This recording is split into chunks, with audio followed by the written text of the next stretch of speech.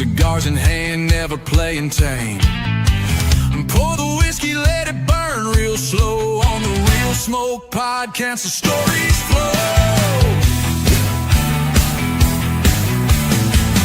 Guess they're rolling with a spark in their eyes, talking life's truths and throwing lies. Laughter crackles like a fire alive.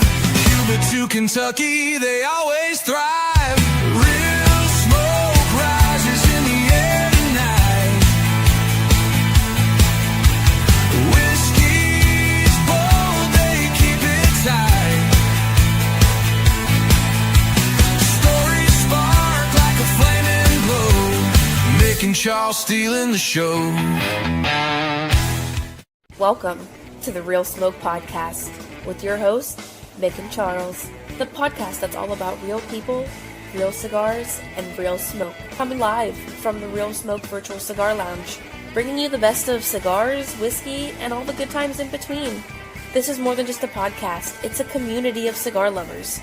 So grab your favorite smoke, pour a drink, and join us as we dive into all things cigars, whiskey, and just having a damn good time. This is the Real Smoke Podcast. What's up, everybody? Welcome to episode 28 of the Real Smoke Podcast. We're getting close to 30. I can't wait.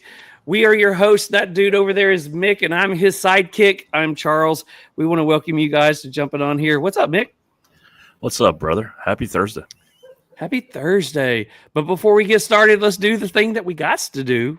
But it's not because we have to do it. It's because we want to do it. Because these are awesome people. Let's say hello to the Cigar Vault. The Real Smoke Podcast is brought to you by the Cigar Vault Oakdale, your ultimate destination for premium cigars and unforgettable experiences.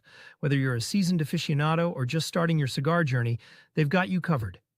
Find them on Instagram at Cigar Vault Oakdale or online at thecigarvault.com. Here's a treat for our listeners. Use promo code RealSmoke to save 10% on your next order. Let the Cigar Vault Oakdale unlock your next great cigar.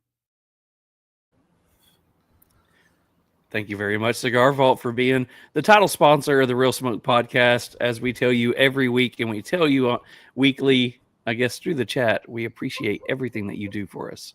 Yeah, I could not be more thankful with them, man.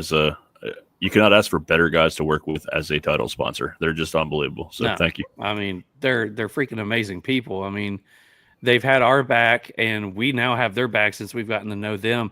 And, I mean, it fits their personality, our personality, the way they feel about the industry, the way we feel about the industry.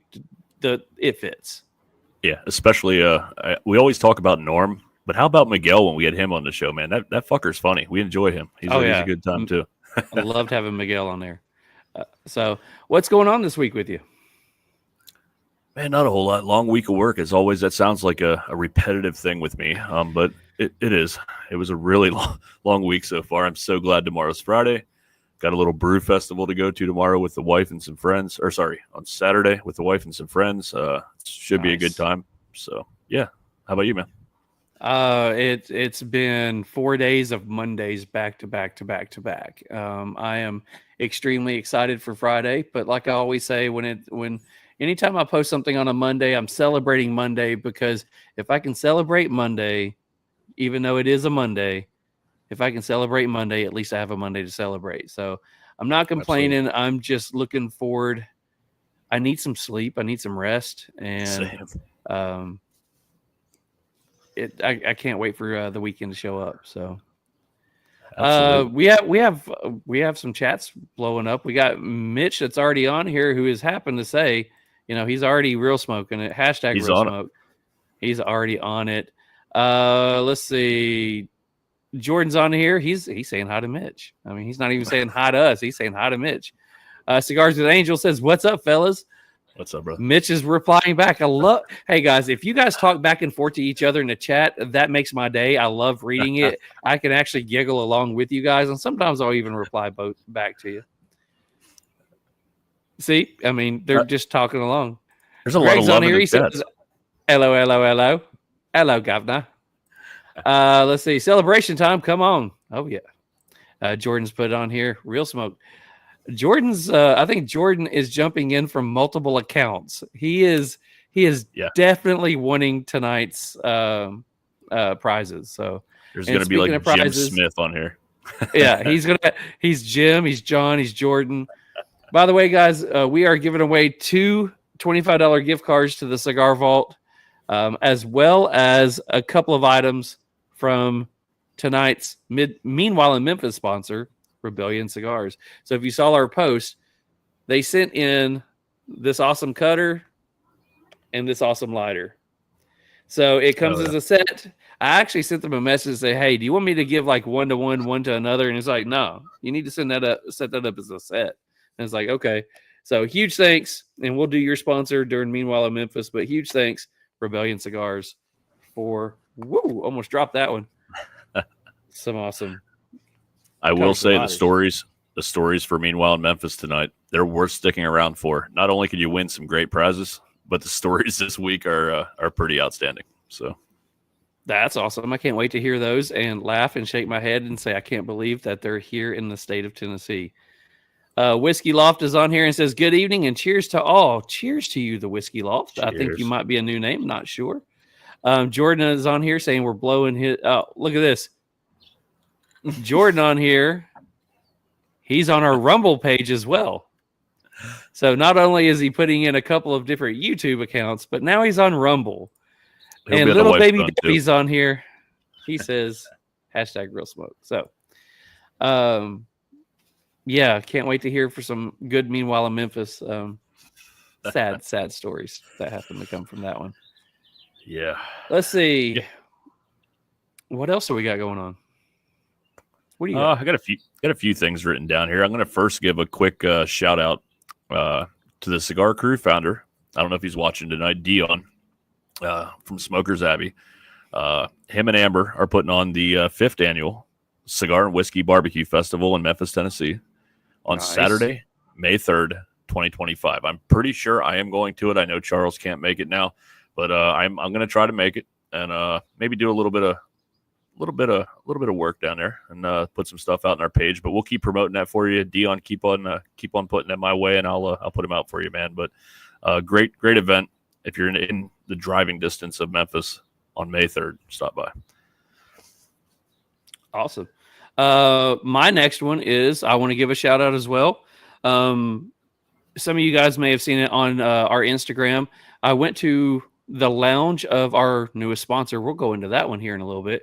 Yep. And while sitting there talking to the owner, which Chuck is a really good guy, so sitting there talking to him, a young man walks in the door, and he just looks and smiles and says, "Hey, you, the podcast guy?" And I was like, "Yes, sir, I am." Actually, I didn't say that. I just went, "What?" He's like, "I watch you guys." He said him and his buddies get together on Thursday night, and they smoke cigars and watch the podcast. So if Riley, you are watching this when you and your buddies are hanging out and chilling out and smoking some great cigars and watching the podcast, we want to say thank you very much for hanging out with us on Thursday nights. We absolutely love it. Make sure you get in the comments and talk to us. We would love to chat it up with you. Hell yeah. Yeah, I don't have a whole lot more on mine. I did want to mention that if you now, it took us like 8 months, but if you type in Real Smoke Podcast on Google in a search bar, we are the #1 thing that comes up now. So it took us like 8 months to get there, but that's pretty cool. And I don't know if we're doing a sports thing tonight. We probably should because of who we have on. But I was just going to say my Phillies suck, and I can't watch baseball right now. And on the backside of that, the Grizzlies suck. Your Phillies suck wait, as well. Your Phillies suck? Shut up. Okay, your Braves suck too. Shut up. But being a Braves fan is like being a 1980s Braves fan right now. We don't even have a hope of existing. Okay, you guys aren't even out of playoff contention. We're playing so bad that Major League Baseball will look at us and say, "We're not going to let you be in playoffs for the next 2 or 3 years." Yeah, it's been painful though when they have a lead going into the 9th inning or extras like 3 or 4 times for the Phillies and they blow it every single time. You'd think with the millions of dollars spent, they could find one damn reliever that could get them through the end of a game. But I don't know. It's frustrating. And as I told everybody before, I've never been an NBA fan, but since moving to Memphis, it's kind of grown on me a little. I've gone to my first NBA game, the Grizzlies. They're getting absolutely destroyed if you haven't seen. The first game they lost by 51 to Oklahoma City. 51. And the last game they lost by 19. They play again tonight at home. Maybe they can get a win and turn it into a series. I doubt it though. But go Grizz. And that's about all I got on my list, man. That's insane. Let's see. I do have that we need to welcome, and we should welcome, our newest sponsor. We have just signed, or they have just signed with us, Destination Cigar Lounge, home of Destino Cigars. They have 3 different lounges out in 2 in West Virginia and 1 here in Tennessee. So they will be the new sponsor for our guest intro. So we will actually bring out their information here shortly. So I will say this, for some reason, I am showing that we are dropping a lot of people off of YouTube right now. If anybody's listening on YouTube, do us a favor, let us in the chat know that we are still rocking and rolling, because I've never seen it drop like that. It could be just because we're pretty ugly and they just don't want to look at us anymore. Yeah, that's weird. That hasn't happened except maybe once. But JD says you're looking good on mine. Well, thank you. Appreciate that one. Iron Love Official says salute and rock on, brothers. Okay, I guess we're good. It's just my counter is showing absolutely 0, and my notification thing up here that shows that we are live on YouTube keeps flickering in and off. So really quickly, the last couple of things I have on here. Next week, guys, is a double header, and we are leading up into a break. We will be taking a few weeks off here coming up in May, and then we'll be back for a couple of more episodes, and then we'll take another couple of weeks off and start season number 3. We run our seasons 6 months at a time, so we are going to be finishing up season 2 here shortly. But next week is a double header. We have Tim Ozinger on with Oz Family Cigars on Tuesday, as well as Pete Johnson with Tatawahe on Thursday. So we're running 2 shows next week, and that was done because I can't read a calendar, and I scheduled one for the last week of April and then flipped over and went, oh, that must be a brand new week, and then scheduled another one for the same week. So that's my fault. But we do have a doubleheader next week. Last but not least, we do have a couple of updates on our social medias. Guys, if you are listening to us, make sure that you are subscribing, liking, and all that wonderful stuff. Do the YouTube stuff on YouTube. We are currently at 188 subscribers on YouTube. We would like to get it to 200 here shortly. That's our goal. Our Facebook account, which is brand new, we just started. We are at 72. We need to get to 100 to live stream on there. And then our IG, we're I think 6-7 weeks in on IG since we got banned. We are now at 2856. So we are creeping up on 3,000 again. So not bad, guys. Keep showing up and doing a good job. Awesome. So anyways, that's pretty much all I got. You got anything else before we do the thing that we need to do the thing on? No, let's do it. Let's do the thing. All right. So we do have a cigar that we are smoking tonight, and I will let the linguist, the master of all languages, the one with the golden tongue, that's what his wife calls him. That is the amazing speaker. We'll let him introduce the cigar tonight. All right. Tonight we are smoking the Jake Wyatt Cigar Company 4th Dimension. The wrapper, Dominican Habano Rosado. Binder, Dominican. Filler, Dominican. Price, $11.80. And that is brought to you by Beard Apothecary. Wow. You got another easy one. Softball. Just throwing softballs up there. Or is it a baseball? See where I'm going there? Could be. So before we bring on our guest, we want to say that our guest has a sponsor tonight. The new sponsor for the cigar, or for the Real Smoke podcast. Tonight's guest is brought to you by Destination Cigars. Step into the world of cigars like never before at Destination Cigar Lounge, home of the exclusive Destino Cigar brand. Whether you are kicking back at Governor's Crossing in Sevierville, Tennessee, savoring the vibes at New River in Beckley, West Virginia, or soaking up the rich aroma at Almost Havana in Hurricane, West Virginia, every visit is an adventure. From top-tier cigars to expert recommendations and a laid-back atmosphere, it's the perfect place to relax, connect, and enjoy the craft. If you are looking for bold and unforgettable flavors, escape to the world of Destino Cigars.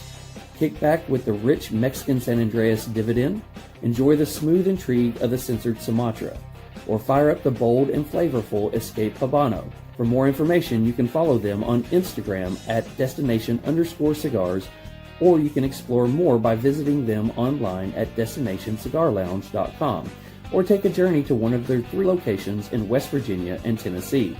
No matter where your cigar journey takes you, every blend is an experience worth savoring. Where the road ends, the perfect smoke begins at Destination Cigars. And a huge thank you to Destination Cigars and the Destino Cigar brand for taking this opportunity to show us love. So we're wanting to show you love. We thank you so much. So our guest tonight, I will let Mick do the honor, and I will bring him to the stage. Mick, who are we talking to tonight? Tonight, let's welcome Neil Garcia to the podcast. I had the pleasure of meeting him about 2 months ago, I believe, month and a half ago. Had a great time with him, so I'm looking forward to kind of introducing him and Jake Wyatt Cigars to our followers, and if you don't know already who he is. And Neil's a great guy, man. I'm excited to get him out there. So welcome, Neil. Got it. Keep that going if you want, Mick. That was nice. I got at least another 2 minutes in me if you need. That's what she said. That's something like that's that. what she said. Yeah. Right. Yeah. What's He happening? gets told that a lot. Good to see you both. That's what she said. Yeah. So welcome. Mick told me that he got a chance to. He was going to get a chance to go and meet you at the Smokers Abbey in Memphis, and he's like, "You need to come down here." It's like it's 7.5 hours. I want to be there, and I think it was like midweek too, and it's like there's not a chance. So, but he took pictures and bragged a little bit. So it's a pleasure to have you on here. I know I got to talk to you a few minutes before we jumped on here, but we have a lot of people saying hi to you. One in particular, and Robert Courtner. Robert. 13 Knives. And by the way, Robert rocking your hat tonight. And look at that. I'm rocking them too all the time. I love these things. Love it. What's up, Robert? Oh yeah, he makes some Robert, great cigar knives. Mhm. Robert actually made the introduction between me and Neil, and now me and Neil text like once a week, and I keep an eye on his cigars for him. I became Neil's Memphis unofficial rep down here. I keep an eye on things for him. So, yeah, no, it's a small world. When I came out there, it was kind of a last minute type thing. I hooked up with Mick, and next thing you know, we're at the Abbey having a cigar, smoking a Lure cigar on top of that, which was outstanding, by the way. And it was great to hang out. Great spot. Good to see Big shout Sean out to Lou Cross on that one. Yeah. But no, So it's great to we be like to. you having me. We're truly honored because it's just from watching what you post on there and just being able to watch some of the interviews you've done before.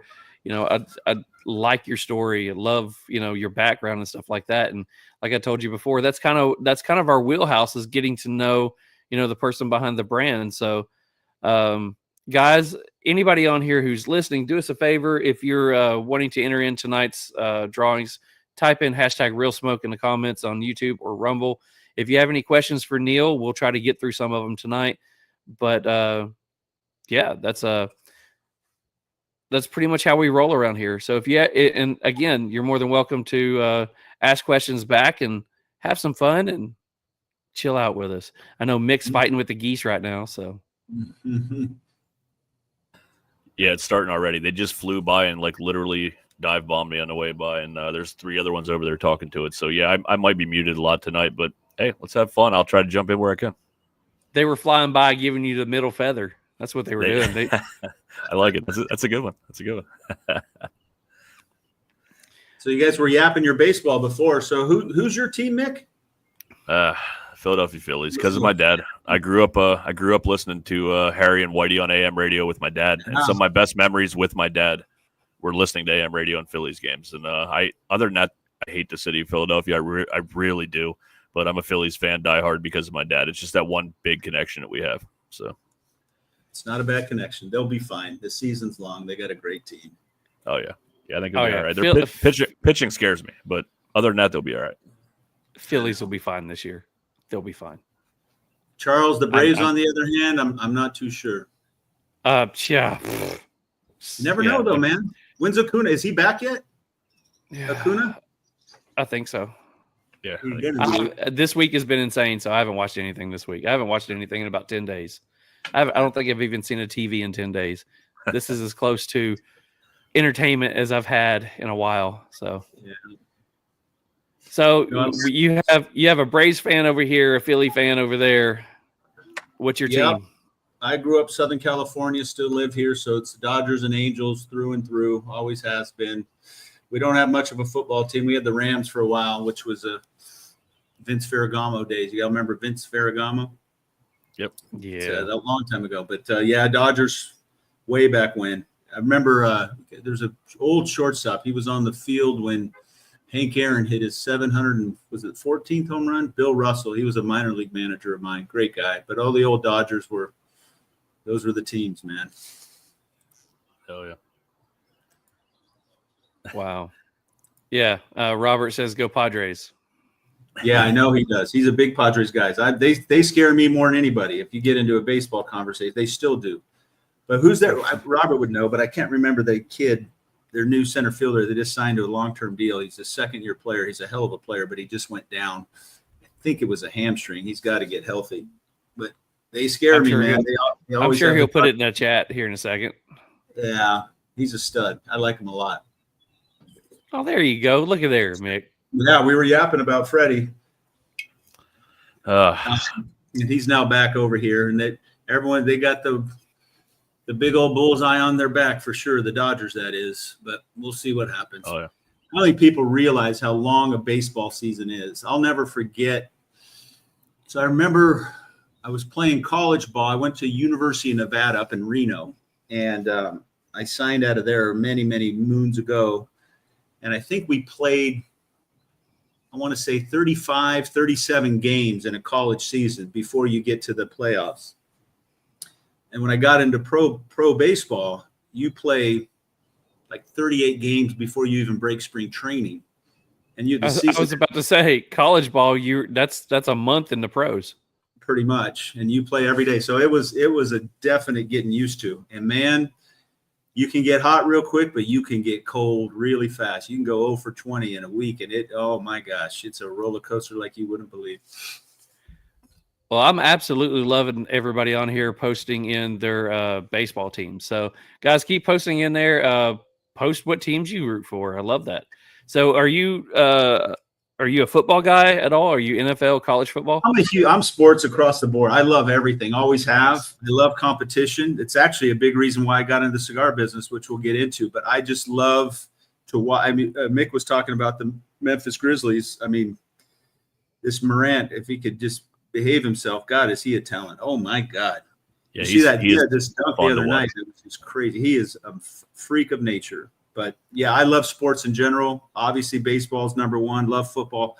Unfortunately, out here, we never got into a ton of hockey. I mean, we have the Kings and the Ducks, but I just never. I mean, I watch it. I'm not opposed to it, but I just never. That's the only sport I never really got into. I love tennis. I love it all. I love watching finals of Wimbledon, of Roger Federer and Rafa Nadal going at it to the freaking all that stuff. I love it all. It's fun. Yeah, I love that competition. I know we talked when we got together, man. I love playing sports growing up, but I also love coaching it because it's like a chess match. If you do everything right and it all falls together, there's nothing more beautiful. It don't matter what you're coaching. Like, it's all that work you put in leading up to it. But yeah, man, you touched on hockey too. It's my favorite sport to see live. I mean, there's nothing like watching live hockey, man. It's just unbelievable. I remember I was in Tampa Bay, and I think the Lightning was their first year of their inception way back when. And the Devil Rays and the Lightning did a lot of PR stuff together. And man, we got these unbelievable seats. Oh God, it's a physical game. It was really cool. And if it was around here, there's no doubt I'd have been playing. No doubt in my mind. It looks like it'd be a lot of fun. Oh yeah, absolutely. Mm-hmm. So we ready to take it back, Charles? No, I was about to say I'm watching the chat going on right now. So Robert says Lockridge is the guy. That's not who. No, it's a younger kid, Robert. He's I'll find him. He just signed like a 10-year or a 13-year god awful number. Cigars with Angels. I should go to Angels since I'm friends with Trout family. Heck yeah, Trout's the man. There you go. Don't get me going on the freaking Angels. God bless them.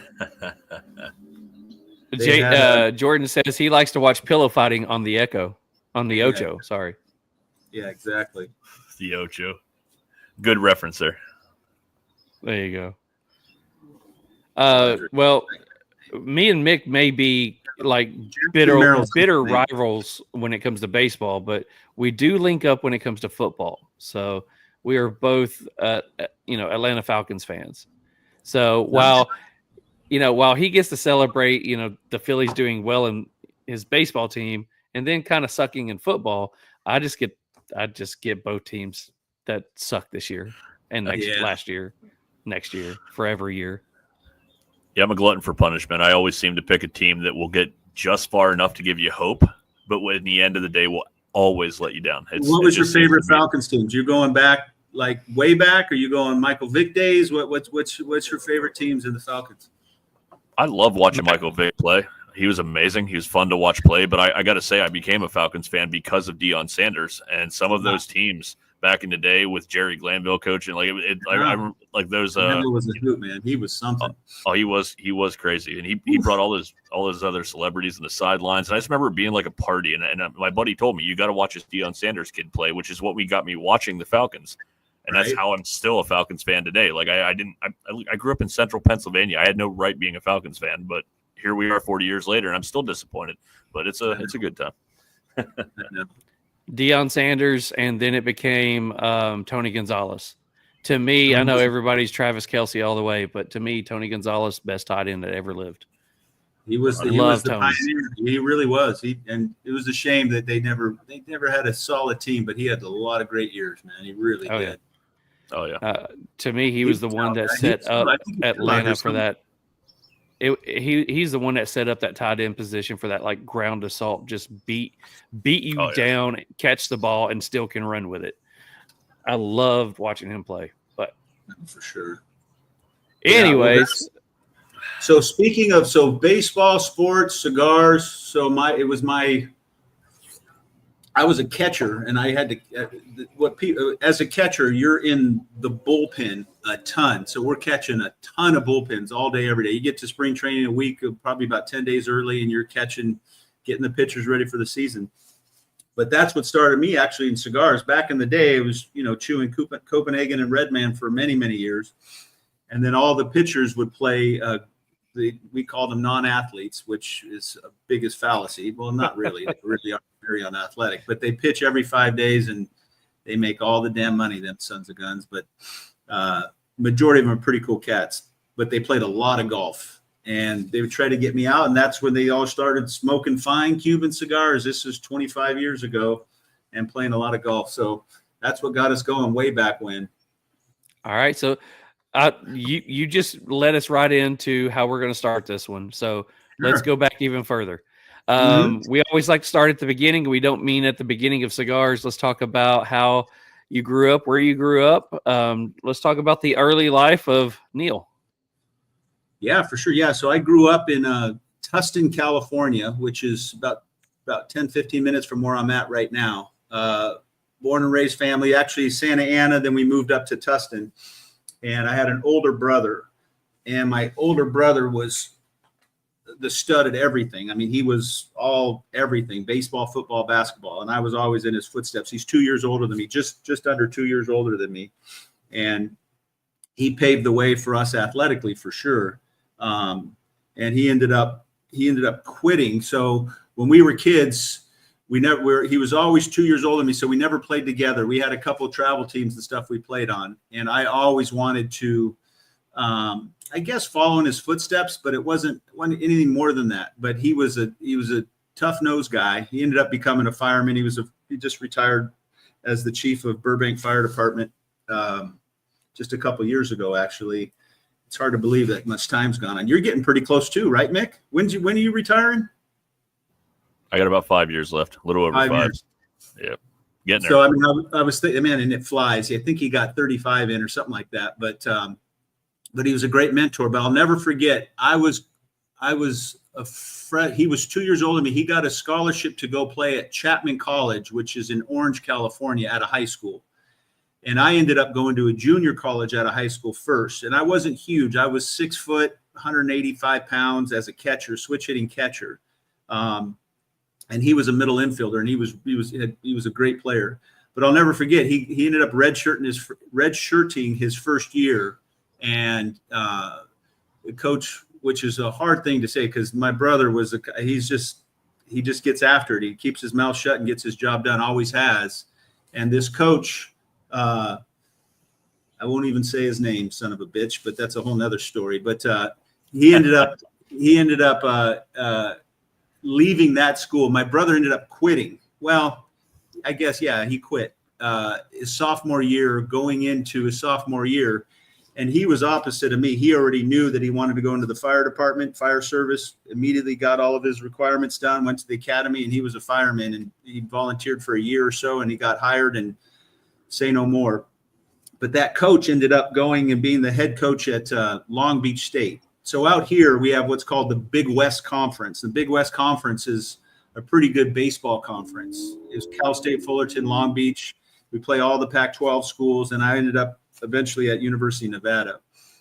And I went to Saddleback Junior College first. And again, backing up a little bit, that was everything from the perspective of, I guess I was going to say life. I mean, I just lived it, right? Baseball, that is. And I didn't even realize in high school that exceeding, like, hitting 500 as an example was a good thing. I mean, obviously I knew it wasn't a bad thing, but I never even tracked averages. I never tracked any. I just went out and got the job done and let the chips fall where they may, and brought a lot of attention. I ended up, going on to play. That being said, when my brother quit, it devastated me. I always thought there would be a day again we would play together at the next level. So I thought, but so he's always been like beyond a big brother, a father figure in many ways. And he was the man of the house. My old man wasn't around much. My mom was working her ass off, and it was always us. And sports, and for many ways, was really a lifesaver for us in many, many ways, for sure.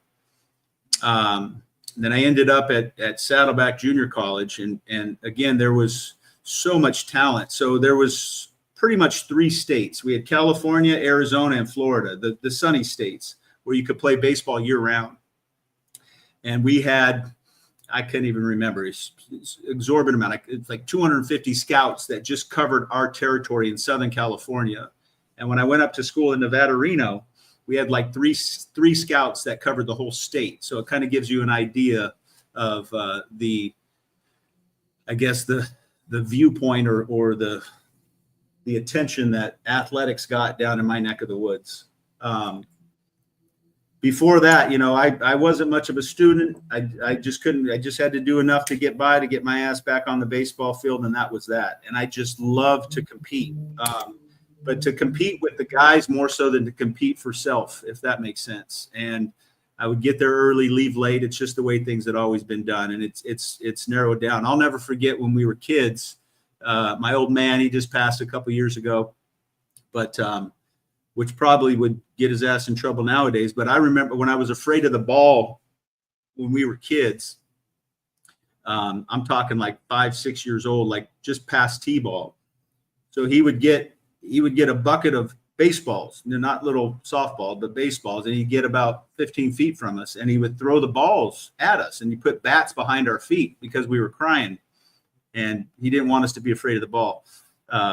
A lot of people would think that was a little excessive. Now I'm very grateful for it because I wasn't afraid of much at all. And it's funny to think back to those days. But so that's kind of how I went about it. That's how I've gone about most things in my life. I don't like to, I like to let your actions speak for you, especially in sports, but very opinionated if you get it out of me. But, that's why I like hard-nosed guys, not big of the showboaty kind of guys. Changed a little bit, but generally not so much. And I ended up at the University of Nevada and played a year there. I was drafted out of there. That was a great year. It was the Georgia Tech baseball club. What the heck was the name of their school?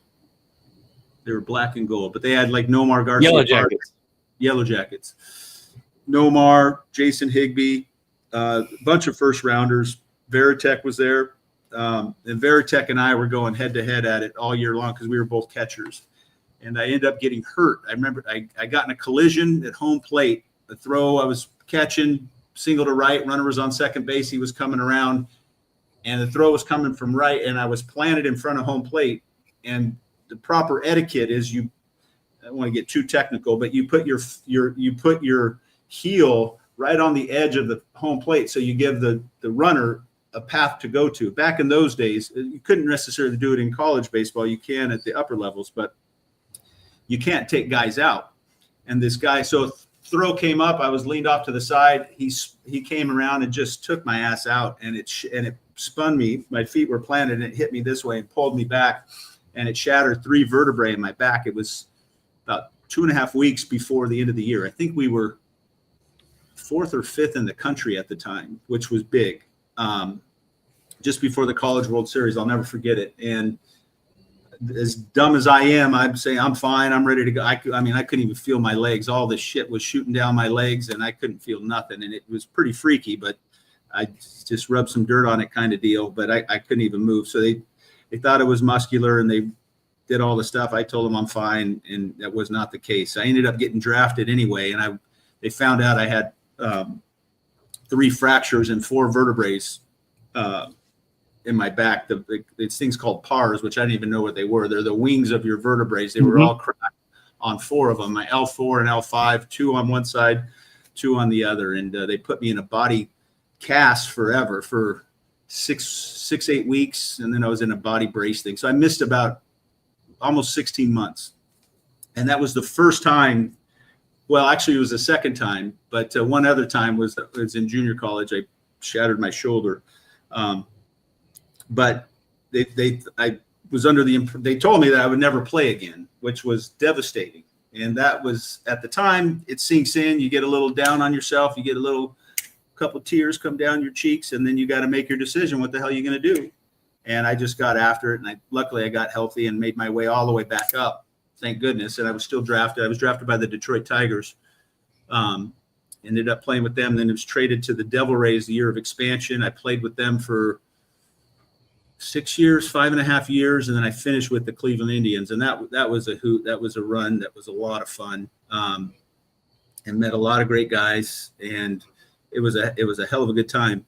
But it changes a lot, right? So when you're young, like anything, it's similar to this, which we'll get into for sure. But when your vision of what you thought something was and would be, right? Getting to the show, if you will, or getting to pro ball or signing. And I'll never forget when I signed, our first stop out of college was the Jamestown Jammers. So that's the first minor league team. So it's in Jamestown, New York, which is an hour and a half from Buffalo.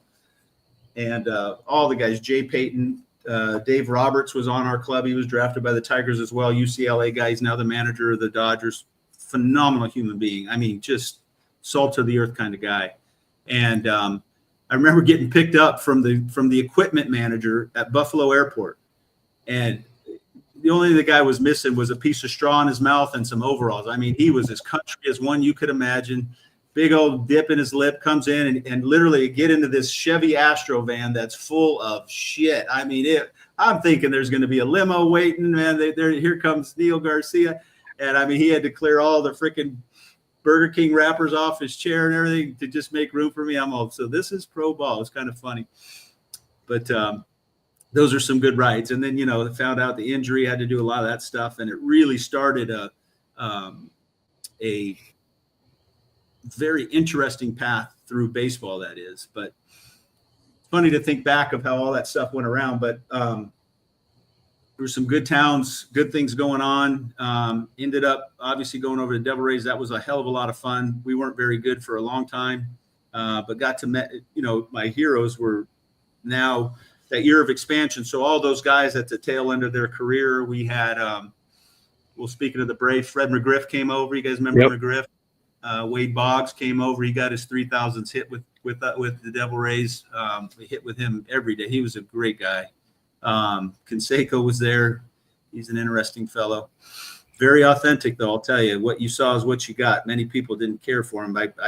Hey, whether you're if you're true and you're authentic, you're okay in my book for the most part. You might be not my kind of guy, but hey, you're not pulling any punches. So I respect it. And man, that boy could flat out hit a baseball. I'll tell you, he had a little help.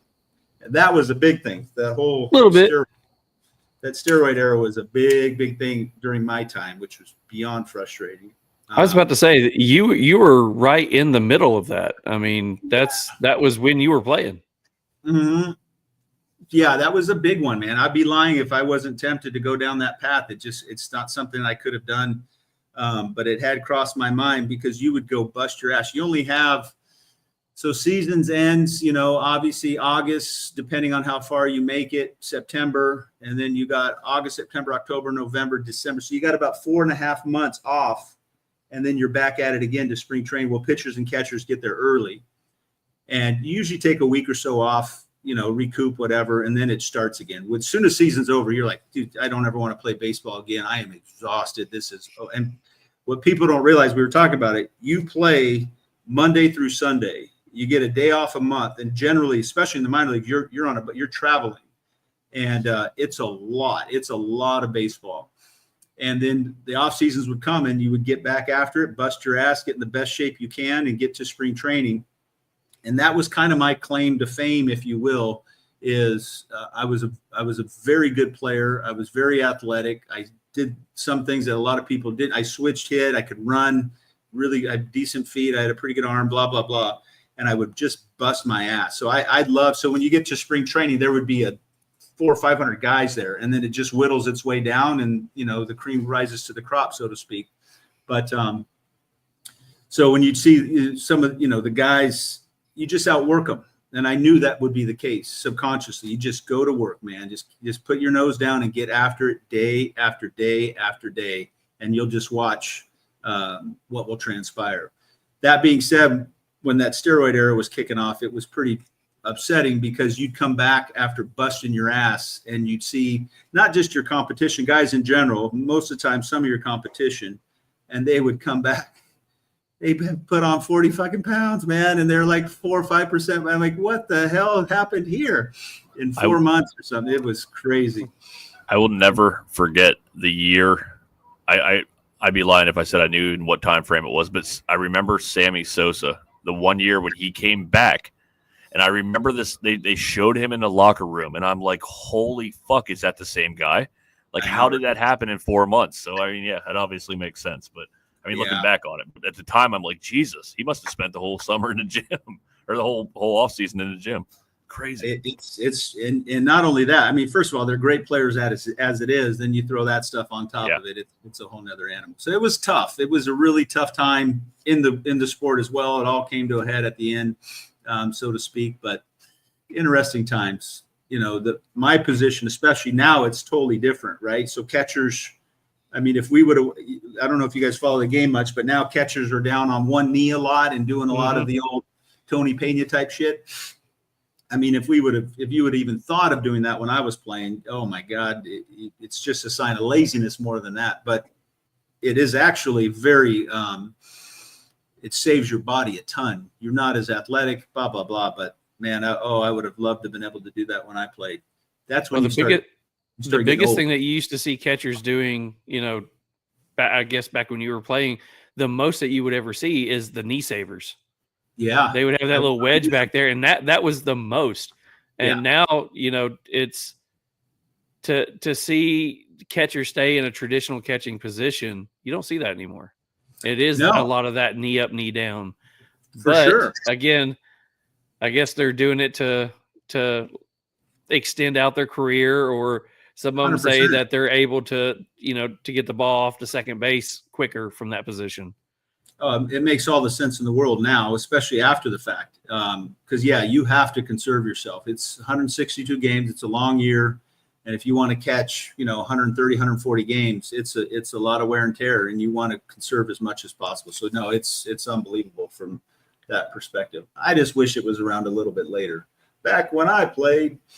Yeah. Stuff, right? But no, those are the good old days. My brother went on to do that. I was playing a lot. It's really an interesting thing because you're on the road 7 months out of the year. It's interesting. And then you kind of, all the guys that came up with me playing ball and your childhood buddies, that kind of stuff. And then there's a handful of us that would continue to play. And some of my buddies went, played for decades into the big leagues, but your peer group starts falling off, right? So there's only a handful of us left at the end. And so it makes for a really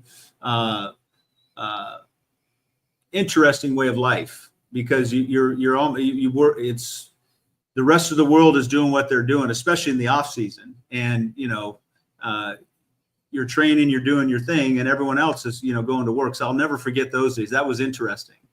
But at the tail end of it all, when I finished with the Indians, came back, and then we got involved in a lot of other business stuff. There was a bunch of buddies of mine that we got involved in doing a lot of finance stuff and banking stuff, did a bunch of that stuff. And I've always tinkered. Being a catcher, I always wanted to know how everything works. Just like my goal as a catcher was to get the starting pitcher through 5 innings, however you got to do it. And you got a bit of psychologist in you, if you will, because some of them you got to pat them on the ass, and some of them you got to kick in the ass, and you got to know how to do it. Because if you don't, if you kick the guy in the ass that is more of a hothead, then he's going to blow up, and vice versa. So it was always a temperamental type of situation, but you got to figure it out. You got to know that good old Mick there was playing third, and he had a rough night last night, so he's not going to be doing too hot over there at third. So we got to make sure we take care of Mick, if you will. Our center fielder's firing on all cylinders, so he's doing great. First baseman just puked his brains out because he just had the flu, and blah, blah, blah. Everything that's going on, you got to know all the time. The fans don't see it. They just want you to hit, and if you don't hit, they get pissed off. But and that's kind of how the mentality of everything worked. When I got done playing, you couldn't really turn that off, right? So everything I ever got involved with, I wanted to know how it all worked and why. And everything was based on experience and stories. And we used to, when there was a bunch of us when we were coming up, that we got involved in all. So baseball as an art of hitting is unbelievably mental. I mean, it is, don't get me wrong, you need the physical skill, and you got to know how to hit a ball for sure, but it's so mental. And we would get together, we would read all kinds of crazy shit. Probably the most powerful one was a book called Zen and the Art of Archery, which is just really about keeping your mind focused, trying to literally elapse time, staying in the moment for as long as you can, and not letting yourself go. And obviously that was about hitting a target. There's a lot of similarities. There's an old guy named Sadaharu, one of the greatest Japanese hitters of all time. He wrote a book. Ted Williams was one. All kinds of stuff that we would study. That mentality followed me into, and eventually getting into this space, it was very similar. I had a childhood buddy of ours that I've known for a long time, and his family had retail stores here in Orange County. And one of his shops became our local hangout. He managed one, the dad managed one, and the mom managed one, and the sister would kind of help out as well. But that shop became our local hangout. So when I was done playing, now I stopped chewing, thank God, and I started smoking a lot of cigars. And that became the spot.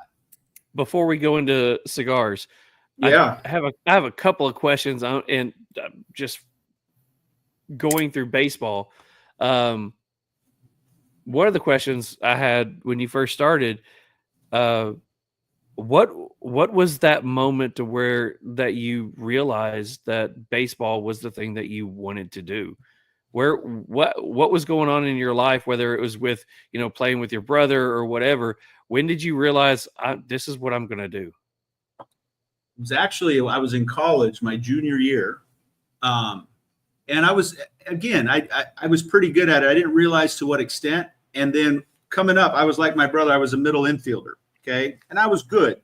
But these middle infielders, the kids from Latin America, there's some kids around America too, but these guys got hands and feet like you wouldn't believe. There's no way I would have made it as a middle infielder at the next level. My junior year of high school, there was a senior catcher, and he had a elbow problem where his elbow would pop out of joint all the time. He had some issue with his elbow, and we had a first top-notch pitcher that was throwing 93, 94 back then, which was crazy. And he ended up getting a full ride to USC, and the kid couldn't catch him. And so the coach asked me, we need somebody athletic. It put me behind the plate, and that was that. So that started the journey, knowing that, okay, first of all, it wasn't a big deal to me. And then the position changed to where it became a very athletic position, meaning you had to have a lot of quickness and a lot of things like that. I ended up going to Saddleback Junior College as a catcher. Then I got I too aggressively tried to dive over a first baseman like an idiot in a fall baseball game, which was meaningless. And I ended up landing on my right shoulder and tore everything out, tore my labrum, separated my shoulder. I had to have surgery. And this was literally like 6 weeks before my freshman year of college. The doctor then as well told me that there's a good likelihood that you won't play baseball again. Freaked me out. Long story short, okay, you tell me I can't do something. I went after it. And I ended up coming back in time. My arm wasn't back to where I could catch, but luckily I was able to play middle infield. So I played second. I ended up playing left. I became I became the all-state utility guy for the state of California, not even realizing it was that big of a deal. That being said, fast forward. So I was recruited by University of Nevada as a middle infielder. And I went up to Nevada, and we had an unbelievable team. I mean, we were really, really good, pitching everything. And I was playing second base. A guy named Mark Lewis was a shortstop, really good guy, and a bunch of guys. It was a great time. And we had a catcher who was a hell of a hitter, and he ended up being our DH, but he had really slow feet. He was a bigger guy, which is a stereotypical catcher earlier than that. So I went into the coach's office, and I said, Coach, if we're going to go far this year, we have a lot of talent, but you got to put me behind the plate. And I never do stuff like that, man. Coaches coach, players play. That's the way it is. I said, Coach, I'm telling you. And he literally laughed. And my roommate was a guy named Jay Johnson. He was drafted by the Padres, and he could absolutely fly. Black dude. That was a great guy. We were roommates, and he could cook. So he said, okay, fair enough. So the next day at practice, the two scouts that cover the entire state happened to be there that day. So we're having this inter-squad game. Coach puts me behind the plate. He says, okay, Garcia, get your ass behind the plate. I guess you want to catch. Ha, ha, ha. So he puts the dude named Terrence and Jay on first base, pitcher on the mound, and I'm behind the plate. So he just starts sending them, stealing second on. And I threw, it was a lot. It was 3 or 4 out of 5 or something. I threw them all out, like just boom, boom, boom. And my feet were quick. I had a decent arm, blah, blah, blah. And they're like, oh, man, we might have something here. That was the change. I didn't realize that at the time that position allowed me to have a really good shot at prolonging my career at the next level. Fast forward, so that season went off. I had a really, really solid year till I got injured, but we ended up having a week-long tournament at Fresno State, which is up in Northern California. And it was an invitational deal. All the schools are there from all over the country, at least the West Coast. Some from Nebraska came out. I remember them. And we played every single day, right? I think it was a 6-day tournament, and we played like 8 games in 6 days, something. It was a lot. And I caught every inning, and I felt great. And that's what I'm on, man, I might be able to do this every day. And I had an unbelievable tournament and every blah, blah, blah. And that really put me on the radar of having some promise at the next level. So that was the turning point when I knew after that tournament in Fresno State that I actually had a legit shot to do this all the time. Now, I had a phenomenal tournament, and the tables turned real quick at the next level. As I was telling you, you can go, 12 for 16 and be the superstar, and it can turn around real quick too at the next level. But I'll never forget that. That was the time I knew that I actually could do this at the next level. So my last baseball question is going to be, okay, you made the next level. You're playing. You've gone pro. You got drafted. What is the what is that one experience or that one person or that one game that you have in your head that, will always be there as that most memorable thing, whether it was that person or that game or that experience? Yeah, we won a championship at every level at the minor leagues. Never won one at a big league level, but at single A, double A, triple A, we've won them all. Those runs were a lot of fun. And there was a lot. There was two. Actually, the thing that I probably remember the most, I had some great games. We don't need to get into my accomplishments. I had some really good times. But for me, there were two players. There was a guy named Julio Franco. Do y'all remember Julio Franco with the Rangers? And he had this batter stance. Yes. He came over to the Devil Rays, and there was a guy named Jose Guillen. Jose Guillen played with the Pirates, and smaller guy. And this guy, Dominican kid, he had talent for days. He's probably 5'10", 5'9", maybe about 195, just solid, 195 pounds. And he had an arm and bat speed like you wouldn't believe.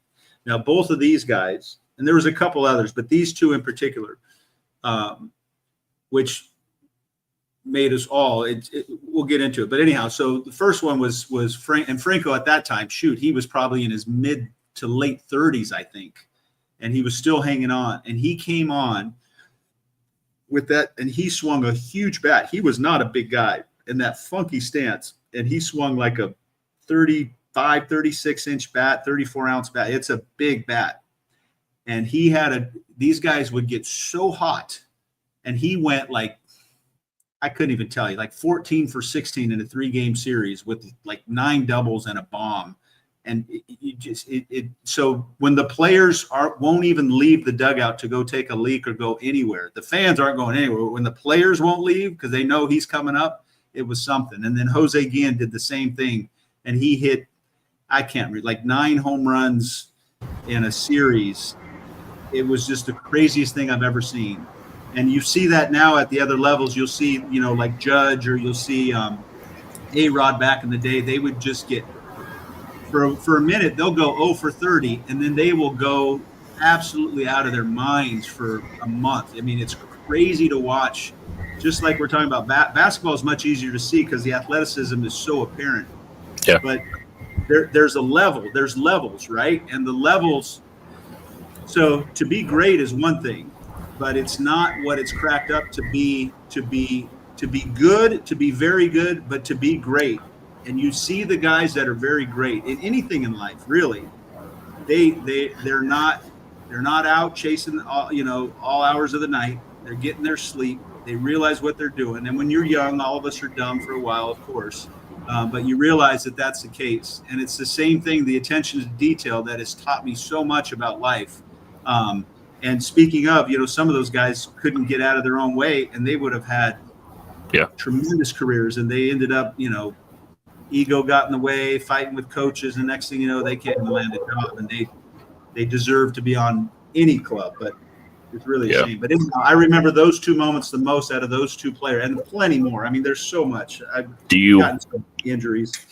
Do you have a hitting moment yourself? I mean, I know a lot of it that you're proud of in your career is like your catching and your defense and your everything. But do you have a hitting moment that really stands out to you throughout your career where you were like, yeah, this is it, Yeah, I know I had a couple. I mean, I always hit for pretty good average for the most part. Coming up, then I was backing up the tail end of my career for quite a while. But yeah, I had a couple nights. And this will give you an example. I think where were we? We were playing the Yankees, and I had a good night. I think I went 5 for 6 with 2 home runs, 2 doubles, and a single, something like that. It was my best offensive night I've ever had. Hell yeah. At that level. And I struck out. I can't remember. It was my 4th or 5th at bat. I don't remember, but I struck out. And game ends, and coming back down through the dugout back in the locker room, and walking by, we call it your manager, you call him Skip. You're walking by Skip's office, and he said, "Garcia, get in here." And I thought I was going to get some praises, right? Probably the best night that I have ever had. And the question he asked, he says, "What happened on your 4th at bat?" I said, "What the fuck's this guy all about?" He was asking me why I struck out. And I said, Coach, man, what are you talking about, man? I just had the best night of my life. I know you had a good night, but what happened on that bat you struck out on? And at the time, it really pissed me off. And those type of little quirks still resonate in me now. I am not too. I really don't care for the praise. I don't need it. I don't necessarily want it. Actually, many times I oppose it. I want to know how you can improve every day in everything that I do, this space in general, and you learn a ton. And if you stop learning, man, or you arrive, you will get humbled in life, baseball for sure, but in life as well. And to stay right size, treat people right, keep a good character, have some integrity, shake somebody's hand, do what you say you're going to do, and perform to the best of your ability. And then, you can let the chips fall where they may. But that was probably that best night. And it was coupled with my manager being a little prick, I thought, but he taught me a lot. That's a great story, man. Yeah, no, that's exactly what I was looking for. I love those little insights and those backstories, man. That's what we try to do here. That's awesome. Yeah, those were some fun times. So Julio Franco was one that played for the Braves for about 3 or 4 years. I think 4 or 5 years. Who didn't he play for? He played for everybody. So it was when he retired, the year after he retired, the Braves were moving into their new stadium, and they were doing, they were bringing out players every other week, who played for them. So I brought my dad down there when they looked at Turner Field when it first opened. And, we got to do the first walkthrough through it, and they had Franco out there signing stuff and talking to him. So it was one of the cool things that got to take my dad, and he got to sit there and talk to him for a few minutes. And I think he got a card signed by him or a ball or something like that. But sure, really personable guy, seemed really nice, but I enjoyed watching him when he was with the Braves. Yeah, he was a class guy, man. Nothing but good things to say about him. He was always kind to the younger guys. I think one of the funny stories was we were in spring training, and Ricky Henderson. I don't know if y'all ever heard many Ricky Henderson stories, but Ricky referred to Ricky a lot by Ricky. It was pretty funny. And Ricky was arguably one of the greatest probably the greatest leadoff hitter of all time. And he was unbelievably talented, but he wasn't the sharpest tool in the shed by any stretch. I mean, a good buddy of mine played for the Blue Jays, and Ricky was on the Blue Jays club at that time. And at the end of the game, in spring training, they have all the buses back. Blue Jays were in Dunedin. We were in St. Petersburg. And all the players were boarding on the bus to get ready to head back out. And we're just yapping, catching up with the guys.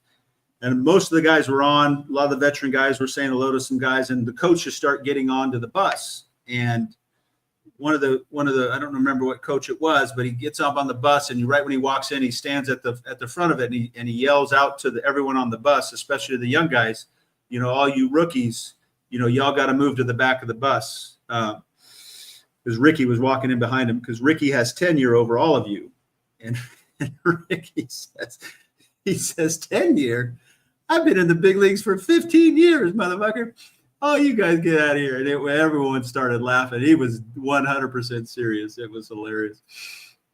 It was really funny. But, man, was he special, too. There's so many. It was a fun time. And, I had a modest career. These guys are all great. It was a fun ride. I'd do it again in a heartbeat. It was a fun ride. It teaches you a lot about life, no doubt about it. And it transitioned to this quite a bit, actually, to be honest with you. So what was the point that you retired from ball, and how did going from retiring from baseball go into cigars, or did cigars happen before the retirement of baseball? Well, we fell in love with cigars at the tail end of my career, and then we started attempting to play golf. I don't know if you guys golf. Y'all golf at all? The last time I tried to golf, I hit the ball and it went back 20 yards. Understood. So that was it. I play about 2 or 3 times a year, and I like to ride the cart and drink beer. I'd say I'm an average of about a 110, 120 golfer. It's not great, but for 3 times a year, it's not too terrible. But I enjoy it, but it's more about drinking and hanging out with people, just like cigars, man. It's about the same thing. I'm right there with you, and it's probably one of the very few things that you can still really compete at. And you have the handicap system. So a lot of my buddies, one guy in particular was a dear friend of mine for last shoot 20, 23, 24 years. I don't even know how long it's been. And he's a big business guy out here, Newport Beach guy, country club guy. And we became really good buddies through mutual friends and stuff. And he got me going into golf. And you know, you have a stick on the front nine, a stick on the back, have a few things to, you know, beverages along the way, and you get out and you compete. And it wasn't about, you know, kicking each other's ass or you know, blah, blah, blah, but you'd always have your little games going too, which was a blast. But that was the funnest part of it. I still love it. I wish I could play a hell of a lot more, obviously working way too much, but golf was a big part of ingratiating cigars into my life from that perspective. Then ended up hanging out at shops like we all do. And it just became an awesome experience to have that home away from home. It was a locker room type vibe. The guys would hang out. And then it's amazing how women have really, really ingratiated the industry as well, which is really cool to see. And that's been a fun thing because I've traveled all over playing. And, you know, I lived on so many different places.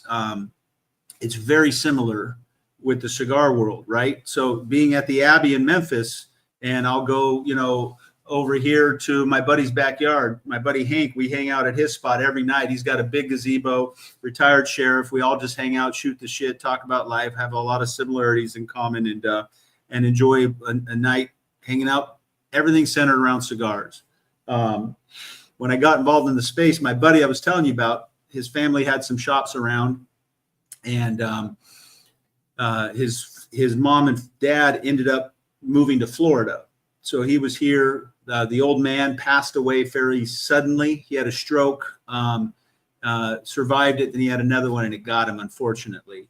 And at the time they didn't know what was going on. Me and him got involved, and we decided to do some stuff together of how I could help out. I had a little bit of tech background and that kind of stuff. So this was so early 2000s, maybe late 90s, early 2000s, something like that. So we built out a website, and it really got me ingratiated. And the boutique boom was just starting pretty good, right? Tatuai was around. My father was around. Rocky was booming already. There was a lot of these small, but by building out that site, you had to really dive into all the characteristics of each line, right? Each line blends, wrappers, regions, countries, seed, all kinds of different stuff and it was unbelievably fascinating to me. But we always looked at the cigar world from a retail location looking back, right? Or from here as a consumer looking back, if you will. And lo and behold, what transpired was we ended up doing an exclusive blend for my buddy's shop with one of the small boutique companies. And they wanted, by us really helping, a lot of social media stuff at the time was just starting to pop off. And we really helped them gain some notoriety and some exposure. And they said, why don't we do an exclusive with you guys? And at the time, my son, Jake, who's obviously the company's named after, I was coaching his everything. Now, we're talking about my playing days. I don't think to this day, and I just wish it would have been longer, anything was more enjoyable than coaching your kids, man. I mean, that was the best. Agreed. By far, 100%. We're talking about my career. We ended up at the 12-year-old Cooperstown. I'll pull it up right now, but I'll probably start crying like a proud daddy. But the Cooperstown 12-year-old tournament out in Cooperstown, New York. And there's probably a couple hundred teams. It's a huge tournament for these 12-year-olds. And it's beautiful grounds. These fields are unbelievable. They have little 200-yard fences, so all the kids are hitting bombs. And you go as long as you can. And we ended up doing pretty good. But my son Jake just went. He had a great tournament, and he hit this freaking bomb to dead center that went. It wasn't a walk off, but it put us up, and we ended up winning. And man, when he's coming around, I'm coaching third. He's coming around, and luckily I have sunglasses on because the whole proud daddy thing comes out. That was and then we took the kids to Cooperstown, which is a treat. If you're a sports fan or whatever, to see Cooperstown firsthand it's really amazing. I grew up a few hours from there. Obviously, growing up in northern Pennsylvania. Yeah. I've been there many times, man. It is special. If you even like baseball, you have to visit at least once. And I love baseball, so I mean, it was just amazing. It's amazing, and it's so small, right? You always see it, and it's a quaint spot. and you just walk in there, man, and the energy's unbelievable. So anyhow, that was by far greater than any time I had playing, because the funny thing is, and it's that way in most things in life, really, but still there's a lot of I guess you'd say self-centeredness to an extent as a ball player. You're chasing something you want to achieve, and there's not a damn thing wrong with that. But when you're all about somebody else, and that's when coaching became pretty cool, and you want nothing but for these kids, or even I coached all over the place, and you want nothing but for the kids to succeed. But that was outstanding. So anyhow, back to the story. So his old man passed. So I was coaching every weekend, and I wasn't going to miss a day of that it just wasn't going to happen. And they finally convinced me that if we take a red-eye flight from LAX, get to the Dominican, is where this particular boutique brand was making their stuff out of the La Aurora factory in Tamboril. And I said, okay, well, if we leave it Sunday on the red eye at midnight or whatever, and I'm back by Friday, I'll go. And that's what started that whole thing. So we ended up on that flight, get down there. It's red eyes are not fun. Get there, it's probably noon, 1 o'clock, and we go straight to La Aurora's factory. And the La Aurora's factory, it's a massive place. Y'all ever been down to the DR yet? I spent some time in Punta Cana, but I haven't actually been anywhere cigar related. Factory-wise? I went, yeah, not factory wise, no. I'm telling you guys got to come with me sometime, or any of them really, any of the factories, because it changes. It's like anything; it changes everything. So we end up at La Aurora. They have a big ass conference room. Manuel Ano is their master blender, one of the nicest, kindest, most educated guys about tobacco you would ever meet. And there's a majority of the guys down there are that salt of the earth kind of guys, but this dude is something special. So he travels all the time as well. He does a lot of tobacco education, seminars, that kind of stuff all over the place. So we end up in that conference room, and there's literally, just like us, just shooting the shit. I think there was 4 of us, maybe 5 of us.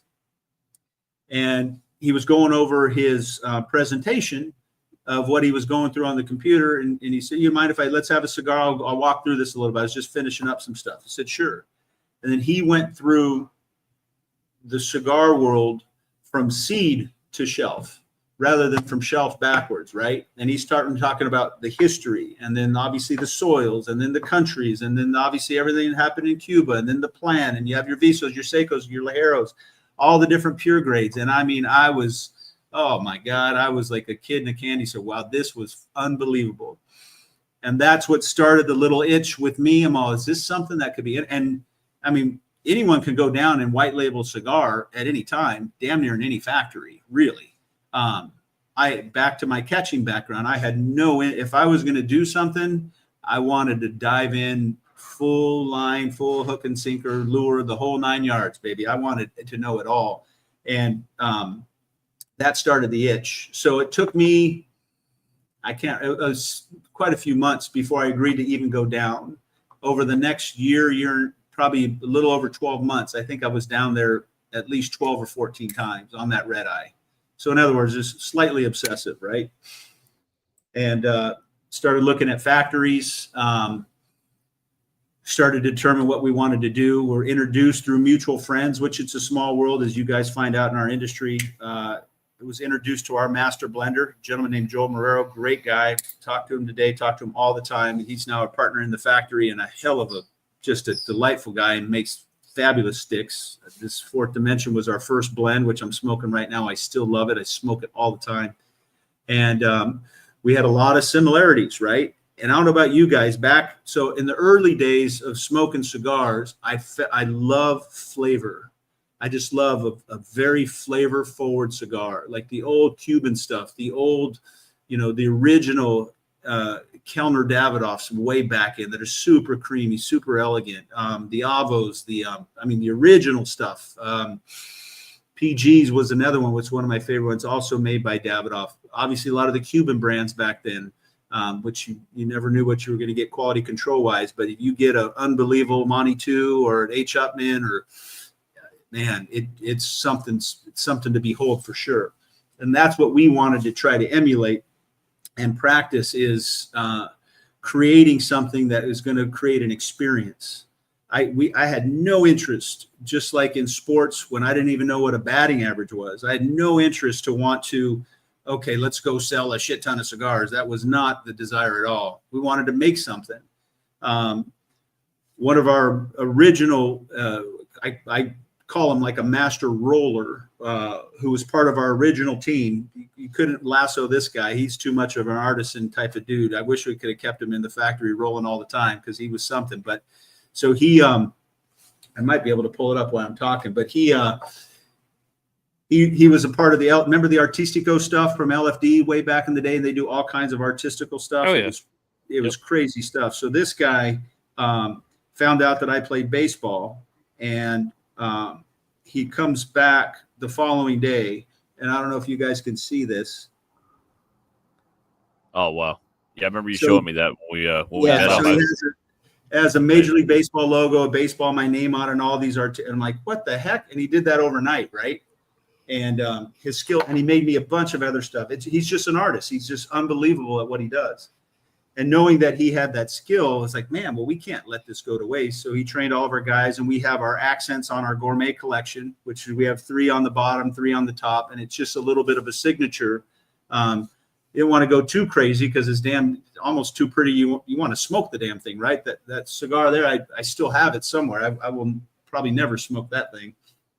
But so to add it all in, to create an experience, to have a flavor forward experience, you still need some strength. Don't get me wrong, but I really was all about flavor. And that started the journey. We ended up coming out with the Fourth Dimension was our first cigar that we came out with. And we ended up coming out with our 5 lines that made up our gourmet collection. And I could talk for days.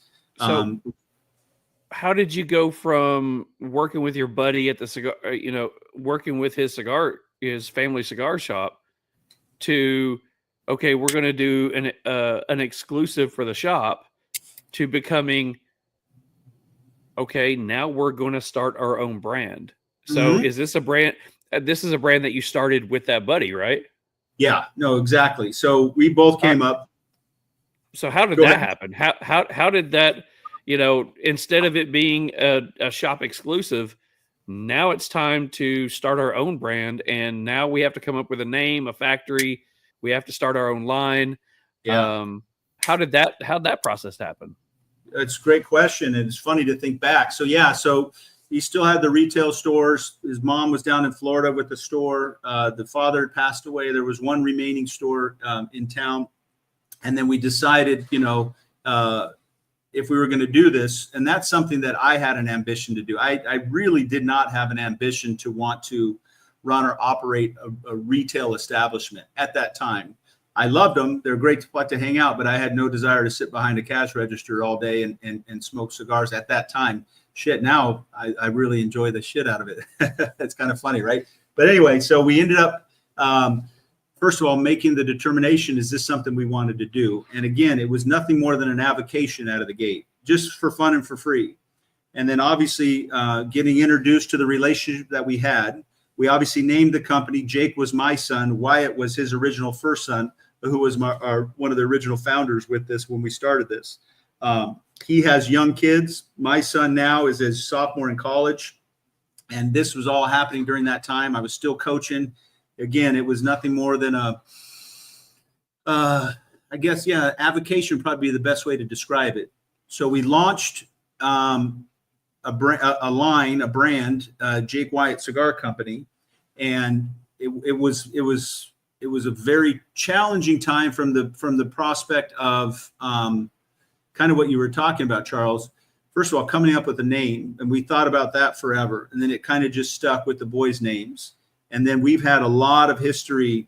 One of my mentors, and I got into it. And this is the kind of stuff that to me is absolutely essential to me, kind of like baseball stuff. I don't need to talk about it per se, meaning accomplishments, that kind of stuff. But one of my original mentors, he passed away now 2 years ago, and that means we're just getting older, which is a shame. But he was an unbelievable human being, helped me more than you can imagine. And he had a saying which coincided with all of this, predominantly baseball, but life in general. And he said, every now and then you're fortunate enough to tap into what he would describe as an unsuspected inner resource, right? And when you tap into this, can you hold on to it? And how long can you hold on to it and ride that wave? And that became the name of our 5th line in our gourmet collection, the USIR, which stands for Unsuspected Inner Resource. And before that, there was another English philosopher, and this was a huge one too. And I still think it applies to life. It really, to my opinion, applies very much to the cigar world. But there was a guy named Herbert Spencer, which is the name of our San Andreas Maduro. And Herbert Spencer had a famous principle / quote that was, "Nothing will keep a man in everlasting ignorance." That principle is contempt prior to investigation. So in other words, don't knock it till you try it, right? And I still think that happens to all of us all the time. I see it now all the day. Many times what I still think would be a pretty cool experience is if we could unban cigars at any time, doesn't matter where, anytime, and smoke a cigar. Great example, Mick, is when you handed me that lure. I didn't know who Lure was for nothing. It didn't matter, didn't even mean anything. But I smoked it. I'm all, oh my God, this is a damn good stick. It had nothing to do with the name, had nothing to do with the band. And I've seen it happen time and time again. There's people that love Dominican cigars. There's people that love Nicaraguan cigars. And you're telling me, oh, it's from the Dominican, I won't even touch it. Well, that's contempt prior to investigation, right? Or vice versa, and everything in between. I'm just all about it. If it's good, it's good. And that was our claim to fame on that. All of that came about from that, where the Herbert Spencer quote was in a lot of these books that we read, was in the Appendix 2 aspect of this book, which became the name of our Connecticut. And everything has meaning to it. Everything. And if you know, you know. But from that perspective, that was a big part of the foundational aspect, which was just the foundation of creating this brand. It wasn't about, okay, we're going to launch this company. It was a slow progression of these things came to us. Names came to me as a result of all this, from all of us coming together. And slowly but surely, this brand was created. And life continued to happen. I was continuing to coach, continue to be unbelievably interested in education, right? And there's so many great people in our space. Manuel was one I was telling you about. He's been a huge mentor. And most of these guys, especially down in the Latin American countries, are beyond helpful and useful, and an artisan type community. And we're at each other's factories all the time. And if you need a hand with this, or you want to do something there or whatever, you should try this. Or a lot of hybrid tobaccos now have come out, which is a lot of fun to work with. That became the beginning of it all, if you will, back in those days. So we ended up at our first show the year of COVID, and that became my famous saying from that, just like anything, just experience it at New Orleans, right? We've never done a show at New Orleans. We've been at four years in Vegas, first show in New Orleans, right? So we've never been there. You're going to do your best to prep the best you can, talk to a bunch of people, go out there, do what you want to do. But now that I've had that experience, it's not, you already have a huge leg up of what to expect moving forward, just like anything, like your first podcast compared to now, right? You guys have learned the tricks of the trade. You've gone this, look at what I'm looking at, the presentation. I mean, come on, and you gain that through experience, right? So you gain knowledge through experience, wisdom through bad experience, unfortunately.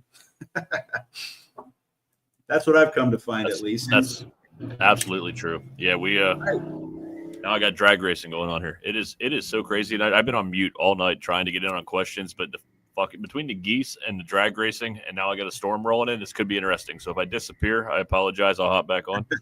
But we can't even hear you. You're good. It never ends. No, I was gonna say that's what we love about this show, man. Is even though you and me have talked a bunch now and whatever, like I did not know the name or the story behind the names of your brand, man, like, or of your cigars. That's just amazing. Like everything has that little bit of meaning to you, which keeps it special, but it also has that little bit of intrigue to everybody else out there. It's awesome, man. It's good stuff. So I will piggyback off that one because, there are so many brands that put out there, this is the black, this is the red, this is the white. When you started talking about the names and the meanings behind the names, that's when I geek out.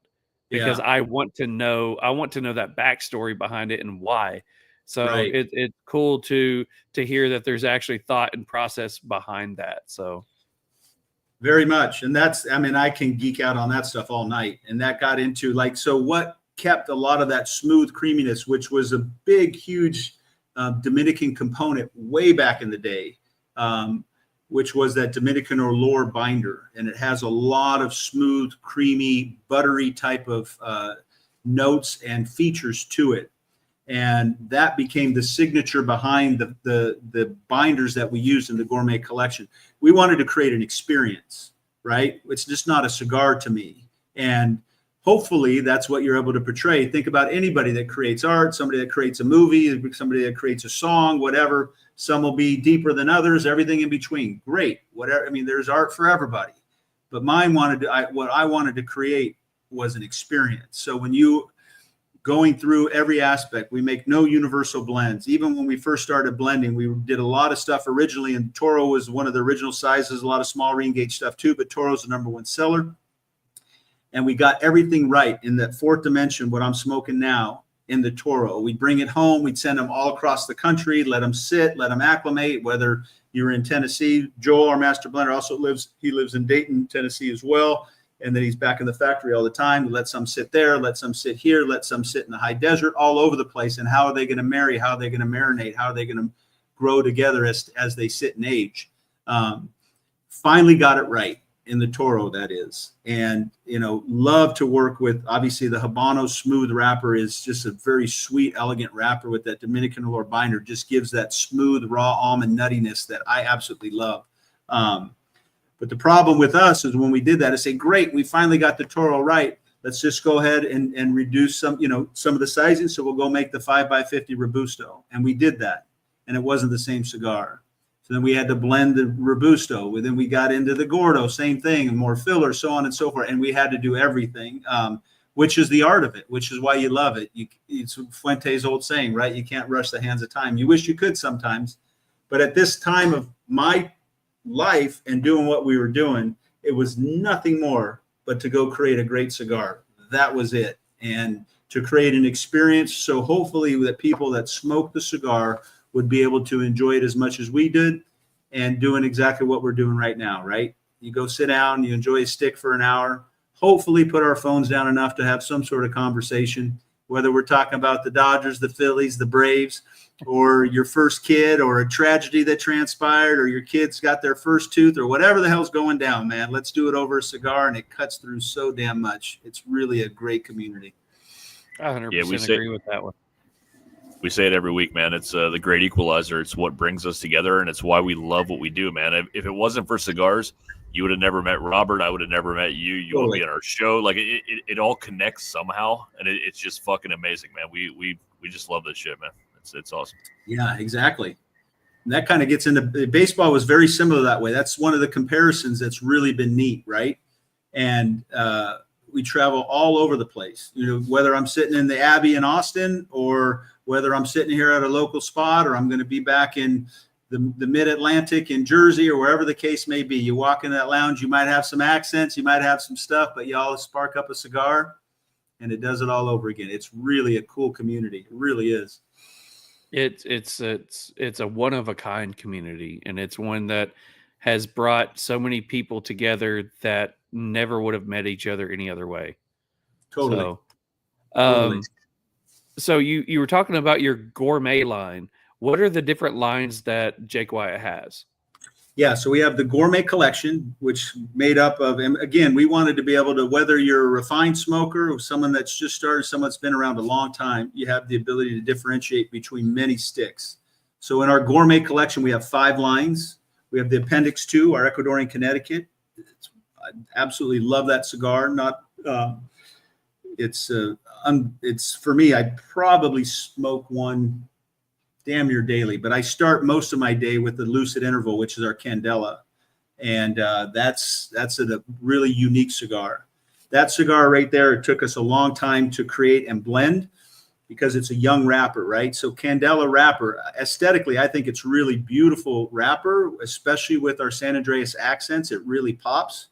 But Candela as a wrapper is very young. It's unfermented. You got a lot of that herbal grassiness. You can't get rid of all of it. but we really wanted to extract as much as we can so we can maintain the smoothness of what we want.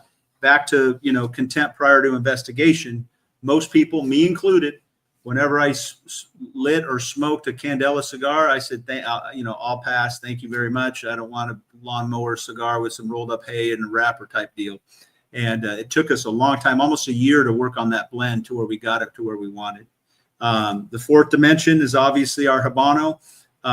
Probably our number one selling SKU at this point, which fluctuates all the time, is our Herbert Spencer, which is a San Andreas. It's a delicious cigar. Absolutely love it. And it's made up finally with another Habano, which is our USIR, which I was telling you guys, the unsuspected inner resource. That thing's very spicy, but still very smooth, very flavorful, but it has a lot more spice than the rest of that line. So those 5 lines make up our gourmet collection. And I love data, just like sports, just like catching, just like hitting. And I take information from everywhere as much as I can. And people were always saying, can you create something bolder? Can you create something with more complexity? Can you create stuff? And that launched us into our connoisseur collection.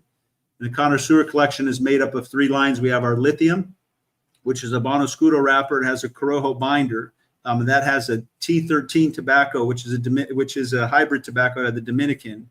And we created that predominantly for the retrohale. Super complex, super spicy, but smooth. It's a really good stick. And it's not for everybody. That really doesn't have the palate for a lot of retrohaling and complexity, but it's a damn good cigar. And then our boldest cigar is our Maverick. And that's as bold as one could be, but still we maintain our ultra smoothness with it. It's a damn good stick. If you're a full body guy, but still like that smooth, dark pepper vibe with those hints of dark chocolate, it's a damn good stick. And then our latest, love the Maverick. Good. Same. That was my top 2 or 3 cigar last year. For this. Yeah. I remember, Mick. Yeah, that was awesome. Yeah, I love that stick. Me too. Mm-hmm. And then the Icarus. Did I send you guys some of the Icarus by chance? Yes, I had one. He's got one right there. That honestly, I love a fire cured tobacco, and yours is not as strong as some of the ones I've had in the past, which is great. Like, it doesn't overpower the rest of the flavors in the tobacco, but it has that light campfire taste that I fucking love. It was awesome. Yeah. No, that was fun too.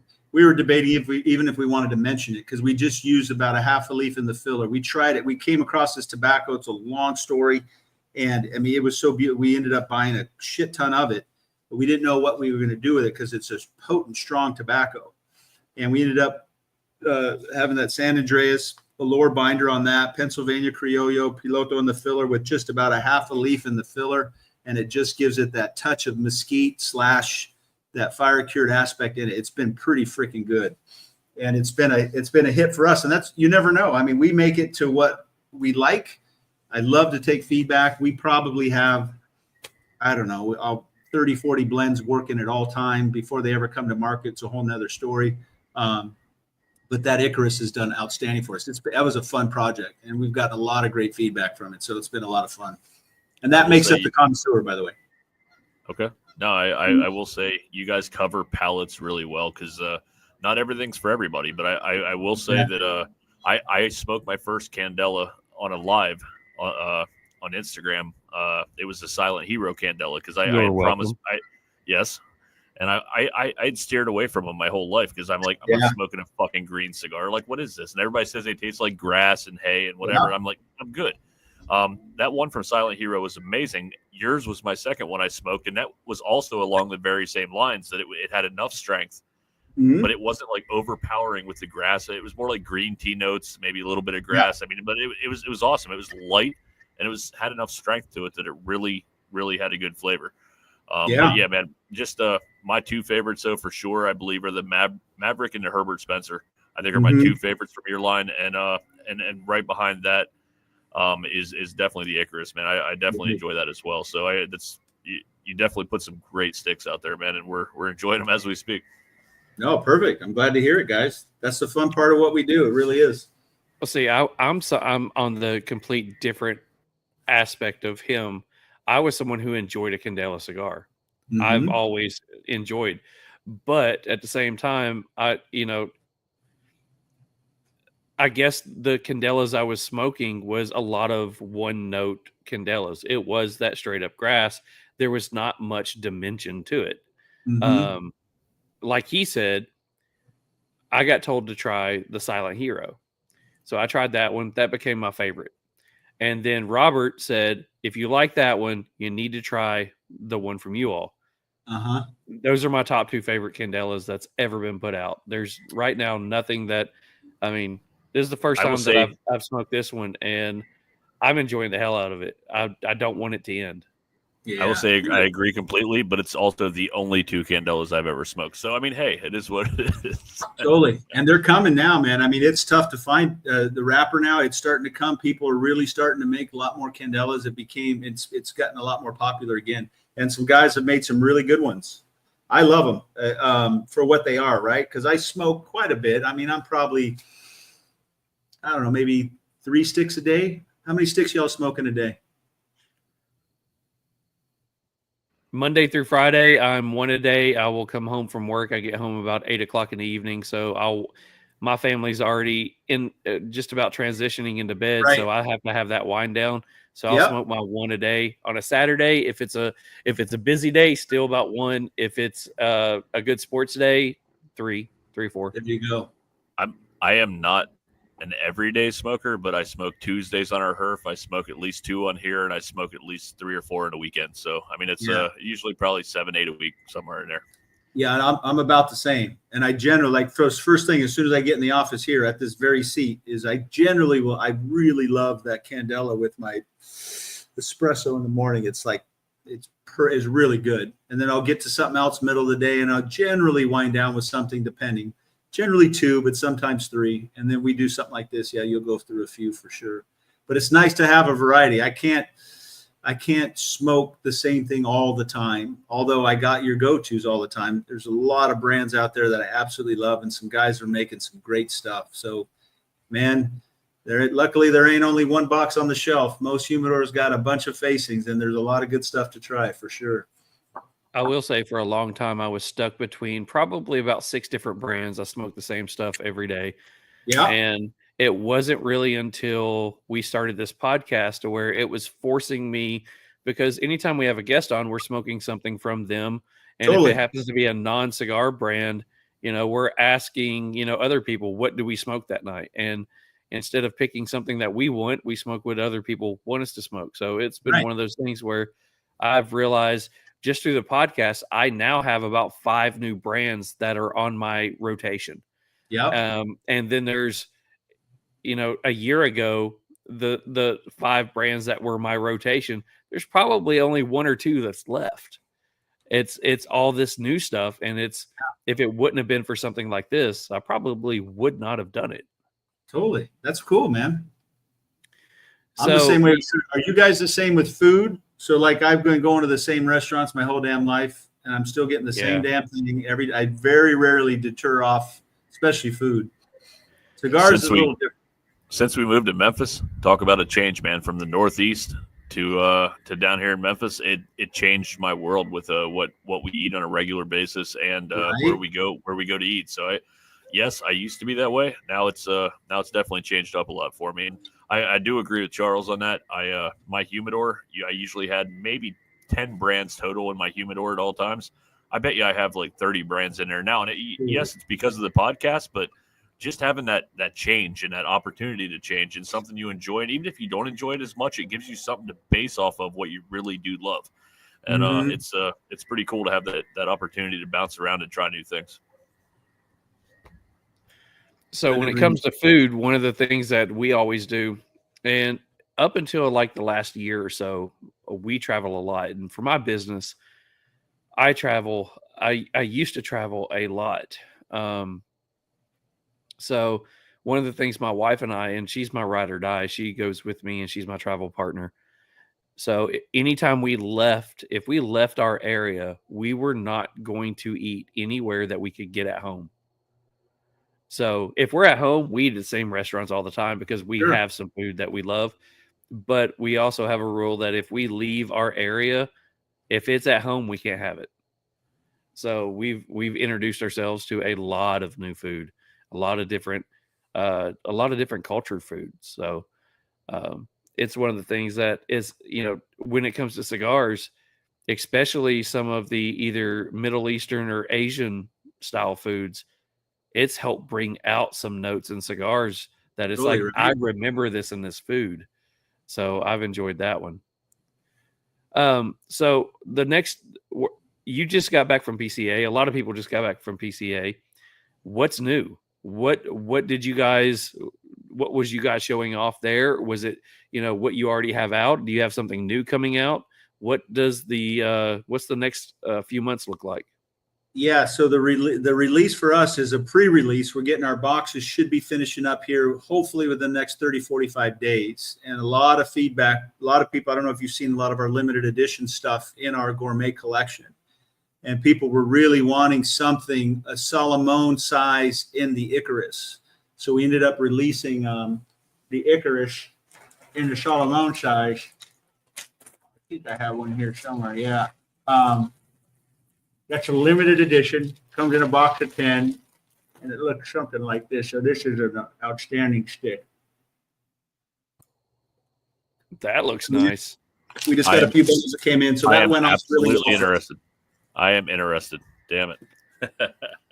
We'll make sure to get you guys some for sure. But yeah, so that's what we released at the show. Show was great. Obviously, we have our sampler, which I think I sent out to you guys or some of them. And then the Corona Gorda was another size. A lot of the aficionado folks really like that Corona Gorda size. It's one of my favorites. I smoke it all the time. In the retail world, pretty much Toro and Robusto are the big sellers, but I'm a Corona Gorda guy. That's my go-to for sure. So we have that available in the Icarus and all the gourmet collection. And then obviously the Icarus Solomon will be coming out as soon as we get those damn boxes. So hopefully sooner than later. All this crazy stuff, shipping's getting a little funky at the moment. I completely get that one. So one of the last things that we like to do, and we'll let you dive into anything else that you want to. We have a segment called Hotbox Questions. 10 random questions that you get to have fun with. You can keep the answers as short as you want, or you can go into detail and have some fun with it. All right. We like to say, are you willing to play? Let's do it. All right. So before we do that one, we do have to thank the sponsor of the Hotbox Questions, Beard Apothecary. Hey guys, listen up. Give your beard the VIP treatment it deserves with Beard Apothecary. They are a small business on a big mission, crafting top-tier beard care products made by hand in small batches for ultimate freshness and care. A healthy, well-groomed beard isn't just a look, it's a lifestyle. That's why they use only the finest premium butters and oils to deeply nourish your beard and skin. No more dryness, irritation, or those dreaded split ends. Your beard will be living its best life, soft, manageable, and downright irresistible. At Beard Apothecary, they believe in the power of natural ingredients and serious pampering. Why settle for basic when your beard can be freaking legendary? Check them out at beardapothecary.com or on Instagram at beard_apothecary. Your beard will thank you. And a huge thanks to everybody. Well, John and Tanya, but she's our favorite, Aldi. Yeah, definitely. Huge thanks to everybody at Beard Apothecary for all your support. We absolutely love you, and we are a big supporter of you because we both use your products on a daily basis.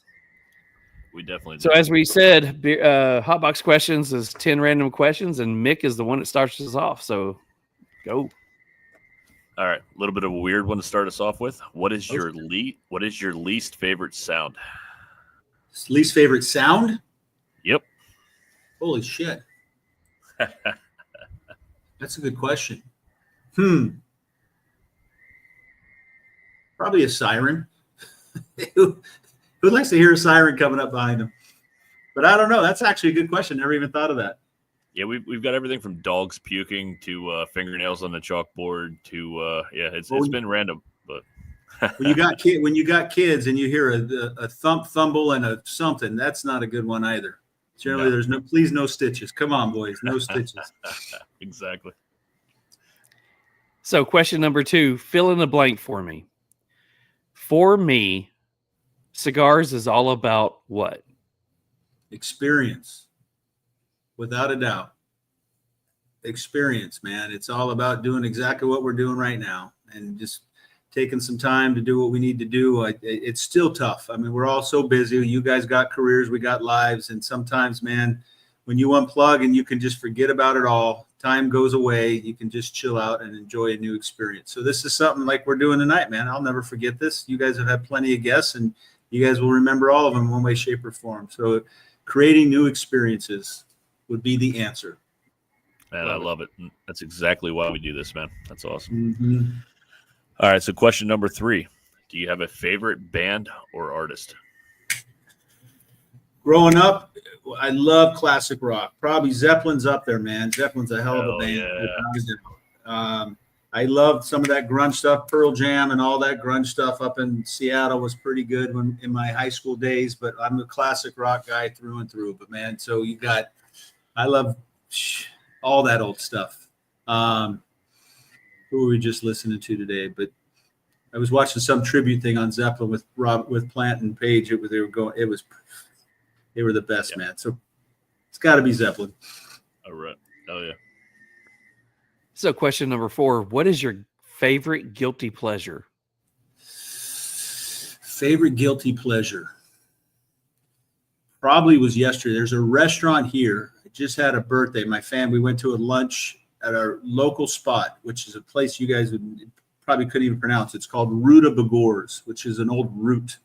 But they have this spot down. We grew up. We've been going there since we were kids. Been going there for 30 years, which I think is another thing similar to cigars. If you got an old, not necessarily a hole in the wall, but a place that's been in business, that's been going to for years, whether your families, kids, high school kids, grandparents, whatever, and they've been able to provide that environment for that long a time, I think it's pretty special. But Ruta Bagors has the best apple pie you ever could frickin' eat in your life. I'm telling you. So anyone that ever has the opportunity, apple pie from Ruta Bagors, that is and that, man, I can never get enough of it. By far.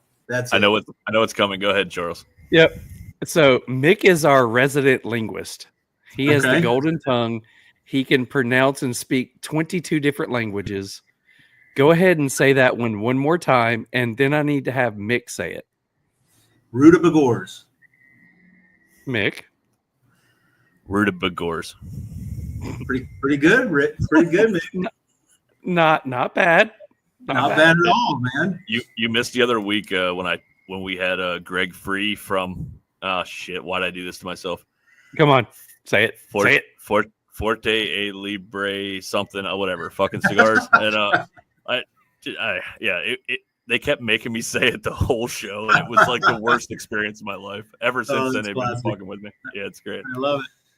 All right, moving on. I'm not saying that we clipped that one and we've played that one many times for our club, but we've clipped that one and played that one many times. That's good. Why can't you name something I can pronounce? I mean, come on, it's crazy. All right. So question number 5, this is the one that Matt Booth called me an asshole for. Okay. Is cereal a soup? Is cereal a soup? Yeah. Hell no. It's a breakfast food. But it's protein in a liquid. I mean, I don't know. I try to sell it every week. I think it is. You think it's a soup? Who didn't eat cereal as a kid? Now the cereal shit, it's crazy now. But I mean, I guess they're making the same stuff. Man, cereal never even crossed my mind as a soup, ever. Is there such things as cold soups? There's got to be, right? Cold pea soup in Pretty England. nasty. Man, cereals it's almost a class of its own. What was your go-to cereal as a kids, guys? Top 3. I'll give you 3. Cinnamon Toast Crunch. You remember when they made Rice Krispie treat cereal? Heck I love that. I ate probably $100 of that. And fuck, I don't even know my third one. You put us on the spot. I like this. I love Captain Crunch was off the charts. Ooh. Captain Crunch Crunch Berries, but it completely wrecked your mouth. I love Apple Jacks. I love Corn Pops. Remember shredded wheat that you have to put a pound of sugar on? My old man liked that. Fuck yeah, that was awesome. And grape nuts. Oh my God, I used to hate them, and then you put enough sugar on it, man. Oh man, that stuff expands. It's like a freaking meal. Oh yeah, that is awesome. Hell yeah. You know, they used to make grape nut ice cream in Pennsylvania once a year. They would make grape nut ice cream. at Actually? Hershey Ice Cream Factory, and people would Wow. stand in line like they were leasing like concert tickets or something. It was amazing. Yeah, it was really hard to get, but it was Sounds good pretty stuff. interesting. I would say Fruit Loops, Captain Crunch, and Love Frosted Mini Wheats. Frosted Mini Wheats were good too. There's a So- bunch of good ones. And that ain't no soup, Mick. I'm sorry to tell you. That's our good eating. I still love you, Neil. That's all right. All right, so question number 6: you've had a big career in many different fields, so this is going to be fun. What is the one thing in your life that you're most proud of? Fatherhood, without a doubt. Without a doubt. It's just watching. I mean, there's nothing. If those that haven't had kids, great. I mean, I hope you have the privilege to do so if you so want to. But man, I didn't know it was possible to care about something as much as you could your kids, man. It trumps. It's not even a close second. My son is the best thing on the planet, and you want nothing but the best for him. You'll take a bullet. You'll do anything for those little sons of bitches, man. They are the best thing on the planet. And not all the time. They can test your ever writhing nerve. I'll tell you that. But golly, I didn't know I could love something like that. That's a great answer. And you know what? This is the first time we're ever doing this. Charles is going to kick my ass for this later, but I'm gonna do a follow-up question to his question. Okay. Speaking of your son, is he still playing baseball right now?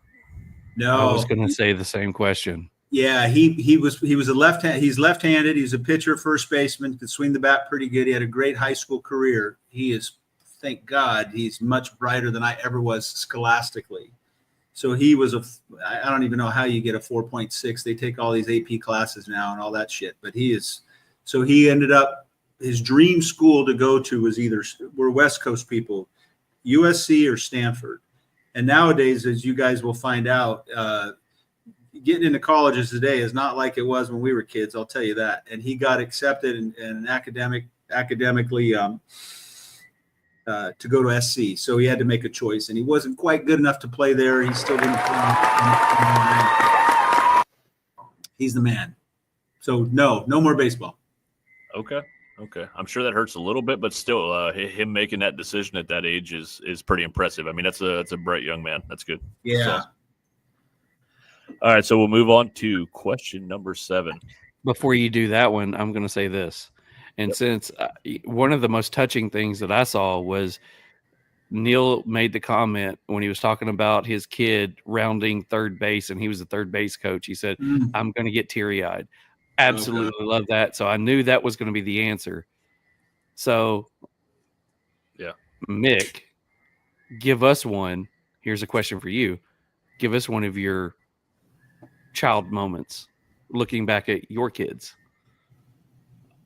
I could give you one from both of them, but probably my sports one, since it ties into tonight. My youngest daughter, I took over as a high school soccer coach from our local town when she was in ninth grade. So I coached her entire high school career, and she could have probably played D2, D3 soccer. She would never made D1. I mean, if she's listening, she'll agree.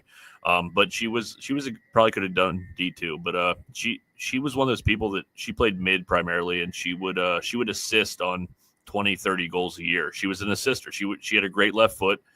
She had a good right foot as well, but she had a good left foot, which was pretty rare at that age, to be able to use both pretty accurately. And in club ball coming up through, she'd score her fair amount of goals, but in high school ball, for whatever reason, she would just get assist after assist after assist. And it was her junior year. She took a shot from about 25 yards out, caught the goalie off her line, put a ball up her 90, and it was a game-winning goal. And it just, to this day, I remember coming off that field, and I gave her player of the game that game. And I was kind of an asshole. I treated her probably tougher than most of the kids on the team. Of course. And I took some shit from the family, and I kind of still do. But I wanted more out of her, and it's what we do as parents. And but yeah.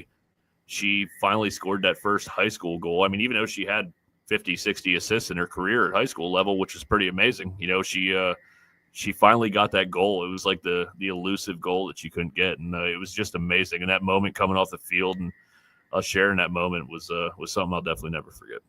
So right on, buddy. That's awesome. Love hearing dad stories. For sure. Oh yeah, we're going down all kinds of crazy roads tonight. I love this show, man. This is what we do. All right, so question number 7: if you could choose a superpower, what would it be and why? That's a good one. First thought would be to fly. And there was an old saying to keep your head in the clouds and your feet firmly planted on the ground. And it happens a lot, believe it or not. What you just said was the epitome of that. It was, I guarantee you were flying high as you could be when she made that goal, baby. And your feet were firmly planted, and you go, it's like a out of body experience almost, man. So probably fly and be able to see things from a different perspective. But hopefully always keep our feet firmly planted on the ground and not too get ahead of ourselves. Love it. So question number 8. So since you have a history in the baseball field, if you could go back and switch lives with any player in time, who would it be? Why? Oof. Any player in time. Yep. Man. That's a pretty broad question. I think still to this day, the greatest player to ever play was probably Willie Mays, and he missed 3 years because of the war. Ted Williams was a hell of a hitter. They went through some shit back in the day, boy. Pete Rose was a character. Boy, was he a character. There's probably a couple. First guy, when you think about that just did it right and had a great career, Hall of Famer for sure, but somebody like Cal Ripken. Cal Ripken was just, and I remember one of our old coaches would say, you watch the Orioles play and you get there in the first inning or the 7th inning, and you watch the way that Cal Ripken would carry himself, you wouldn't know if he was 3 for 3 or 0 for 3 just by the way he played the game every single day, day in and day out. So it might be Cal Ripken, actually. But there's probably a lot more than that, but he came to mind. I wasn't an Orioles fan, but I absolutely loved watching him play. Same thing. I wasn't a Texas fan, but you put up Nolan Ryan up there. Man, I'd watch him pitch all day long, every day. Every day. I can't say that I want to be a damn pitcher. I just can't do it. But if there's anybody, he is by far, without a doubt, the best pitcher of all time. People debate with me on, and Nolan Ryan was the man. I love that son of a gun. I'm probably going to fuck up this story, but I just saw a thing on Nolan Ryan the other day where I guess his last game as a professional when he was like 40-something years old, he tore something in his arm. And they put him back out there. Yeah, they told him to go out there and just see if he could throw. And he threw like 3 pitches at 98 miles an hour and struck the guy out with a torn something in his elbow. I'm like, unbelievable. Unbelievable. Yeah, they don't make him like him, man. That's for sure. He was one of a kind. Definitely. All right, so my last question of the night, question number 9. If you could have dinner with any historical figure, dead or alive, who would it be and why? Man, that's a broad one. Whew. My Harry Schneider, who was one that the mentor that obviously helped coin our cigar called the USIR, spent a lot of life. He's impacted my life as much as anybody ever. He would be up there for sure. I mean, shoot, you could go through all of it, man. I'd be curious to see what it'd be like to sit down with a lot of them. But from my perspective at this point, right where I sit, man, I'd love to have one more dinner with that dude for sure. He was a good man. So the final question of the night, question number 10. What is the best piece of advice you had ever been given?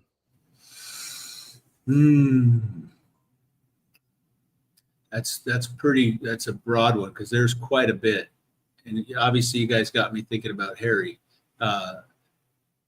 which gets a little out there to an extent, but he would say life without purpose and life without love is no life at all.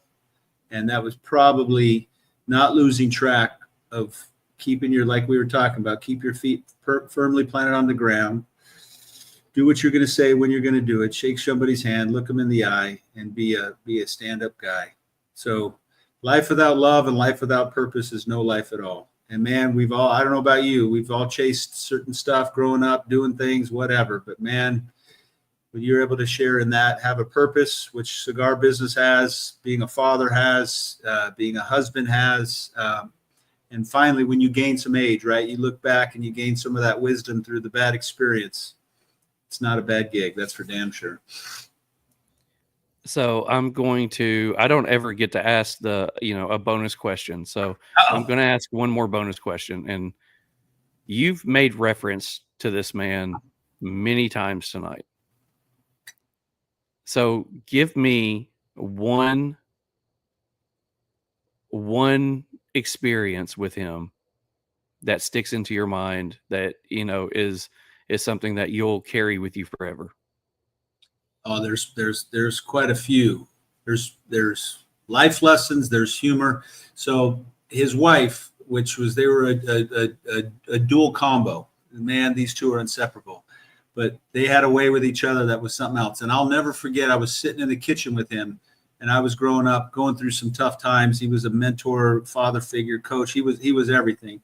And she couldn't help but be what mothers do. And she kept butting in the conversation constantly. And he finally says, it was hilarious because it was, now you've given me some great advice and what I have to do. And she'd come in and give her 2 cents, and he'd say, "Come now, Sherry, just, we're all blah, blah, blah." And long story short, he finally says, "Will you shut the fuck up and get the hell out of here?" Oh, and I never let him forget that. And it became a laughing stock forever. So, well, I guess class is over. And that was the end of it. It was really funny. So anyhow, that's the humor that we'll never forget. And they never forgot it either. And she never let him forget it, I'll tell you that. That's phenomenal. Yeah, that's the kind of stuff that you never forget, man. We for sure. Like we've all had those moments where we say something off the cuff where we're like, just let me say my side, and it turns into something else. But that's awesome. That was classic. Yeah. Well, I will thank Beard Apothecary for sponsoring this one. So this is probably some of the best hotbox questions that we've had, or answers that we've had to hotbox questions. So huge thanks to Beard Apothecary for that one. But huge thanks for you. So, Mick, do you have any other questions before we let Neil put a big old bow on this one? No, I'll just say my part right now, man. Neil, you know how I feel about you, man. A great time always, man. We have great conversation, and I knew this was going to be a great interview before we even got to the evening. So we appreciate your time, man. We enjoy your sticks. You're doing a great job. Keep pushing, man. If there's anything we can ever do for you to put your brand out there, if you ever want to hop on, do something, if you got something new coming out or whatever, you got an open invite from us, man. We're definitely creating a family here, and that's really what we're trying to do, man. Is just enjoy, this experience with each other, and kind of expand our family and just have fun with it. So whatever you need in the future, man, I got you, and we appreciate everything you're doing for us and the time you took to come on here, and we'll look forward to doing it again in the future, brother. Absolutely, brother. I appreciate it very much, and I will definitely reach out, stay in touch, and I'll be out in the Memphis area much more. Hopefully I'll catch you when you're not hanging out in good old Aruba like we all wish we were doing. But no, I appreciate all this. And you guys are awesome. It's been great to see. The growth has been awesome. Shit, look at this screen. This is pretty cool. You guys have come a long way yourselves, and we can't do it without each other, man. So I appreciate you guys having me for sure. So I will definitely thank you for jumping on here. And one thing that I offer to everybody who jumps on here is, all of you, every brand owner is trying to push their stuff on, Facebook or Instagram. So one of the things that we, like to offer to everybody is we want to help push your stuff as well. So if you will tag us, and even better, if you'll collab with us on there, we will make sure that it gets out there. We don't want anything else from you. We just want to be able to push you on there. And, that's the biggest reason that we support and want to work with the boutique brand so much, is that we want to help be the voice of that brand and help get them out there. So anytime you're posting something, feel free to, don't ever think that I'm posting 5 posts today, so I'm not going to tag them because I don't want to bug them. No, collaborate with us on all of them, tag us on all of them. We will copy share it. We will do everything that we can to make sure that your stuff is shared on our stuff as well. That way we can help get the word out about what you and your brand are doing. Perfect. No, appreciate it, guys. I'll definitely take you up on that. Vice versa too, man. You guys are doing an awesome job. That's what makes this community cool. I will take you up on that, Charles, for sure. Awesome. So to close us out, I'll let you put the bow on it. If there's anything that you want anybody to know about you, your brand, any of your cigars, what you've got coming out in the future, your social media tags, where they can find and buy your cigars, where you would love to send people to go buy your cigars, go ahead and let everybody know anything that you want them to know about you and Jake Wyatt Cigars. No, for sure. Well, you can follow us, obviously, Jake Wyatt Cigars on Instagram, Facebook. Those are the biggest for sure. You can find us all over the place. We got dealer locators on our website. So any retail location, we've grown quite a bit. We got a crap ton of stores all over the country. I'm on the road all the time. If you ever see, because our guys will make sure they post it out, if I'm ever in your area, or if you have not had a Jake Wyatt cigar and like to try it, reach out, send us a note, send us a message on IG, send us an email. Let us know the town you're in. We'd be glad to come out. Again, doing stuff like this is what it's all about, creating new friends, new experiences, and enjoying the industry that we all love to enjoy. So anytime, reach out. I always am accessible, just like you guys are. It's the kind of thing we do. It's the kind of people we like to be, and couldn't wait to hope to have a cigar. I wish we could do this more with more people, to be honest with you, because it really is a fun time. So again, thanks for having me on. Look forward to seeing you guys very soon.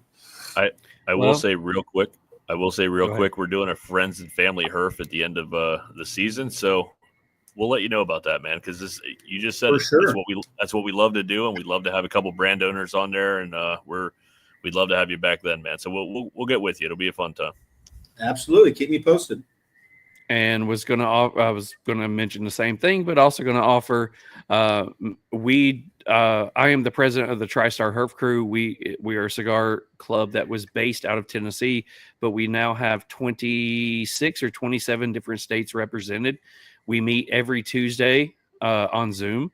So if that's something that you would like to get involved with and come and talk to the club about the cigars and, your brand and your history, reach out to me and we will get you a time set up and you can come on a Tuesday night and come share a cigar and share stories. And it's pretty much like what we're doing here, but with, a bunch of other guys and gals, because we got some girls on there too, some ladies on there too. But we just our goal is just to sit back, smoke cigars and tell good stories and learn about brands that we don't know about.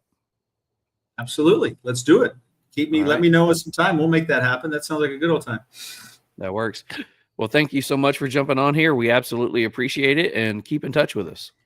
You got it, guys. Thanks a bunch. Stay in touch. Thanks, Neil. Appreciate it, man. Travel safe, Mick. Have a good trips, brother. Thanks, brother. Take care of yourself. Be in touch. Bye, guys. Thanks, man. See ya. And just like that, number 28 is in the books. How often do we get to sit around and talk about baseball? And I love it. It was so good. It was fucking awesome. Neil's awesome, man. I told you, brother. I told you it was gonna be a great interview. I kept looking up at the clock and going, we're 55 minutes in and we're still talking about baseball. And then I'm looking at it. Awesome. We're an hour and 20 minutes in and we're still talking about baseball. And I'm like, cool, just keep going. Who needs Sports Center? We've got the Real Smoke Podcast. And we could probably do a show next week with Neil and talk about, because when I met up with him, we talked about all the players he knew and who he still keeps in touch with. And bro, he's got some contacts, man. Like he knows some people, and he started telling stories about some of those people. And I was like, man, this fucking dude can tell a story. He's just awesome, man. I enjoy spending time with him, and I'm kind of bummed. I mean, yes, I'll be in Aruba, so I can't be too bummed, but I'm kind of bummed I'll miss his next appearance in Memphis, man. So I got an idea. October, World Series. Let's do baseball night with Neil. And it's nothing about cigars. We're smoking a cigar, but it's all, let's talk baseball and let's talk the game, whoever's in the series going on. Let's talk about stories from baseball. So let's work on setting up baseball night on the Real Smoke Podcast.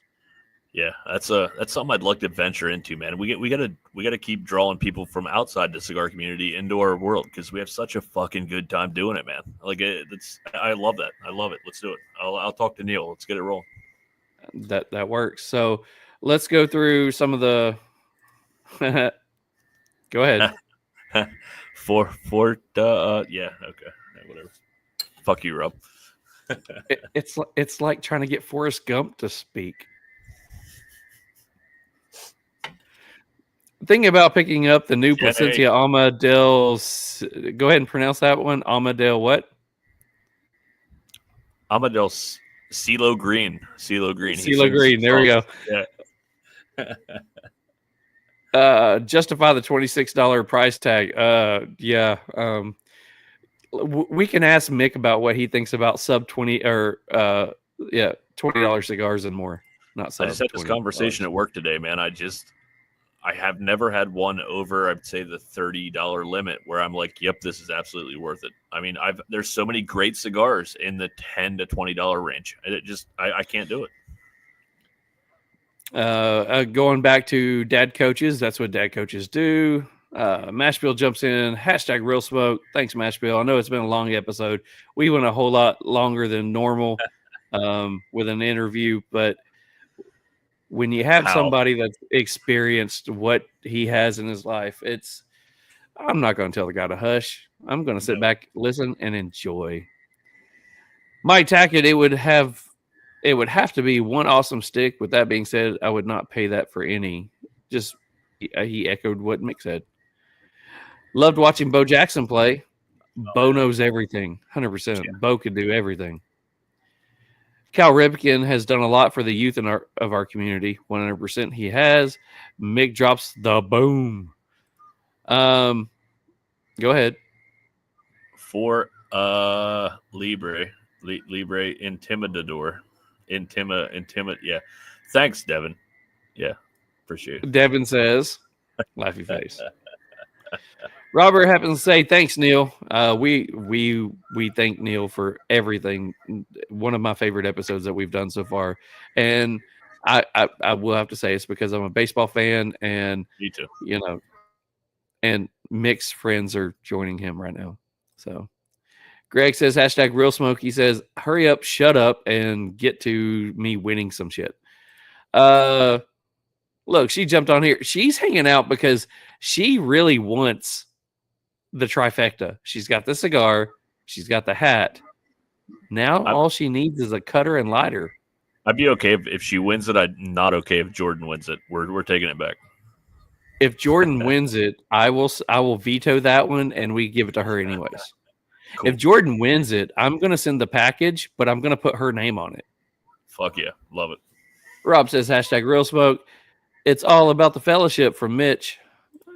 Devi says, laughy face, laughy face, laughy face. He must be drinking because he can't form words. Jordan says, the wife and I are enjoying some Casa Cuba Dobo Cinco. Thank God you didn't let me read that. All right. Hashtag real smoke. Robert's the same way. Hey, Robert. Representing. Just saying. See yellow. See yellow. See yellow. Oh, he's talking about your pronunciation. It's not CeeLo Green. It's Cielo. Duly noted. She's got two hats, so she has done stolen his black hat. Can't blame a girl for trying. Girl, we know 100%. We know it's random, but we are kind of hoping that you win. That way you can just like show it up to Jordan and just say, look what I have and you don't. So I'm just saying. Tell Jordan to put some trunks on tonight, please. Wow, look at this. Jordan says he will donate his Cigar Vault credit if he wins. She made me do it. And yes. All righty. So we do have a couple of more segments on here. Mick says he does have some really good Meanwhile in Memphis, and our outro song tonight is a song that is for all of you who are watching. So after the show ends and I play the outro song, check it out, listen to it, let us know what you think. But this is just our way of saying thank you guys for watching, listening, and doing all that wonderful stuff that you guys do. But make sure that you are doing us a favor as well. We need your help.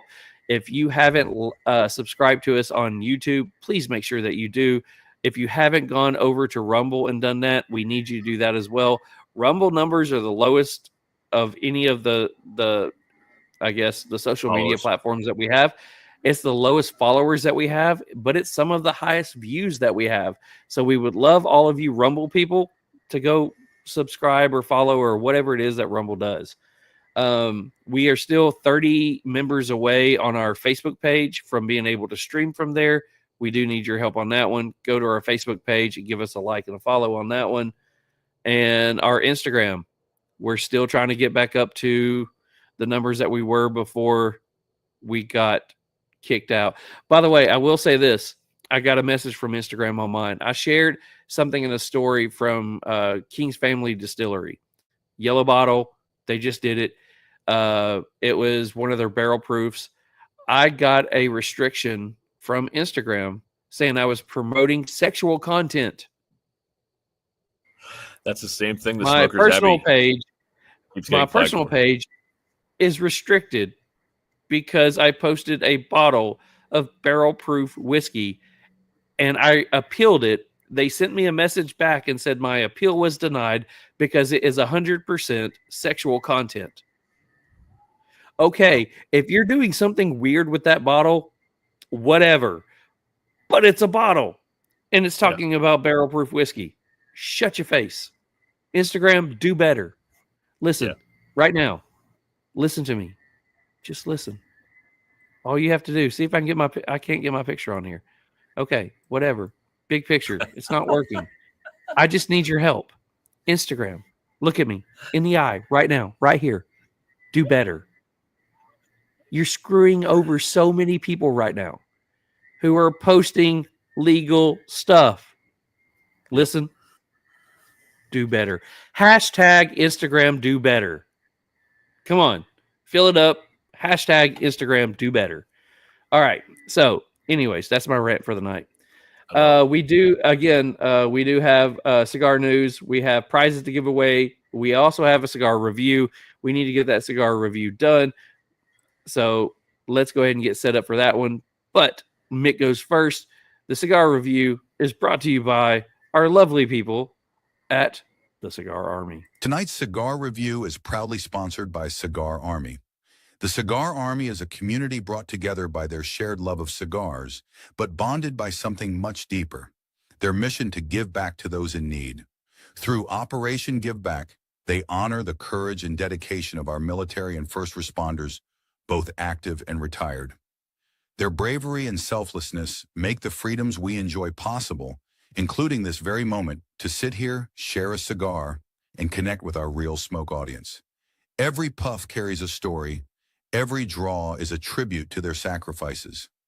This isn't just about cigars, it's about gratitude, about compassion, and about giving back to the heroes who shaped our lives. Join them in the mission to make a difference, one cigar at a time. Check them out on Instagram at Cigar Army 3 or search Cigar Army on Facebook. Together, we can turn our passion into purpose. Awesome job. Thanks again to Cigar Army for all of your support. We do have some information coming out soon about some special projects that Cigar Army is doing, but we'll be posting that here in the next week or so. So, cigar review, The Fourth Dimension by Jake Wyatt Cigars. Mick, it's all you. Yes, sir. All right, so I will say before I even get into this one, I love 3 or 4 of the blends from Jake Wyatt. This one was a great blend, but it didn't hit my palate. Maybe my palate's fucked up recently. I don't know, but it didn't. It was a little lighter than I'm used to. It didn't have the transition I look for. It didn't, but it was a solid cigar. So we'll start there. All right. So from the body, I got cream, cocoa, hay, and barnyard.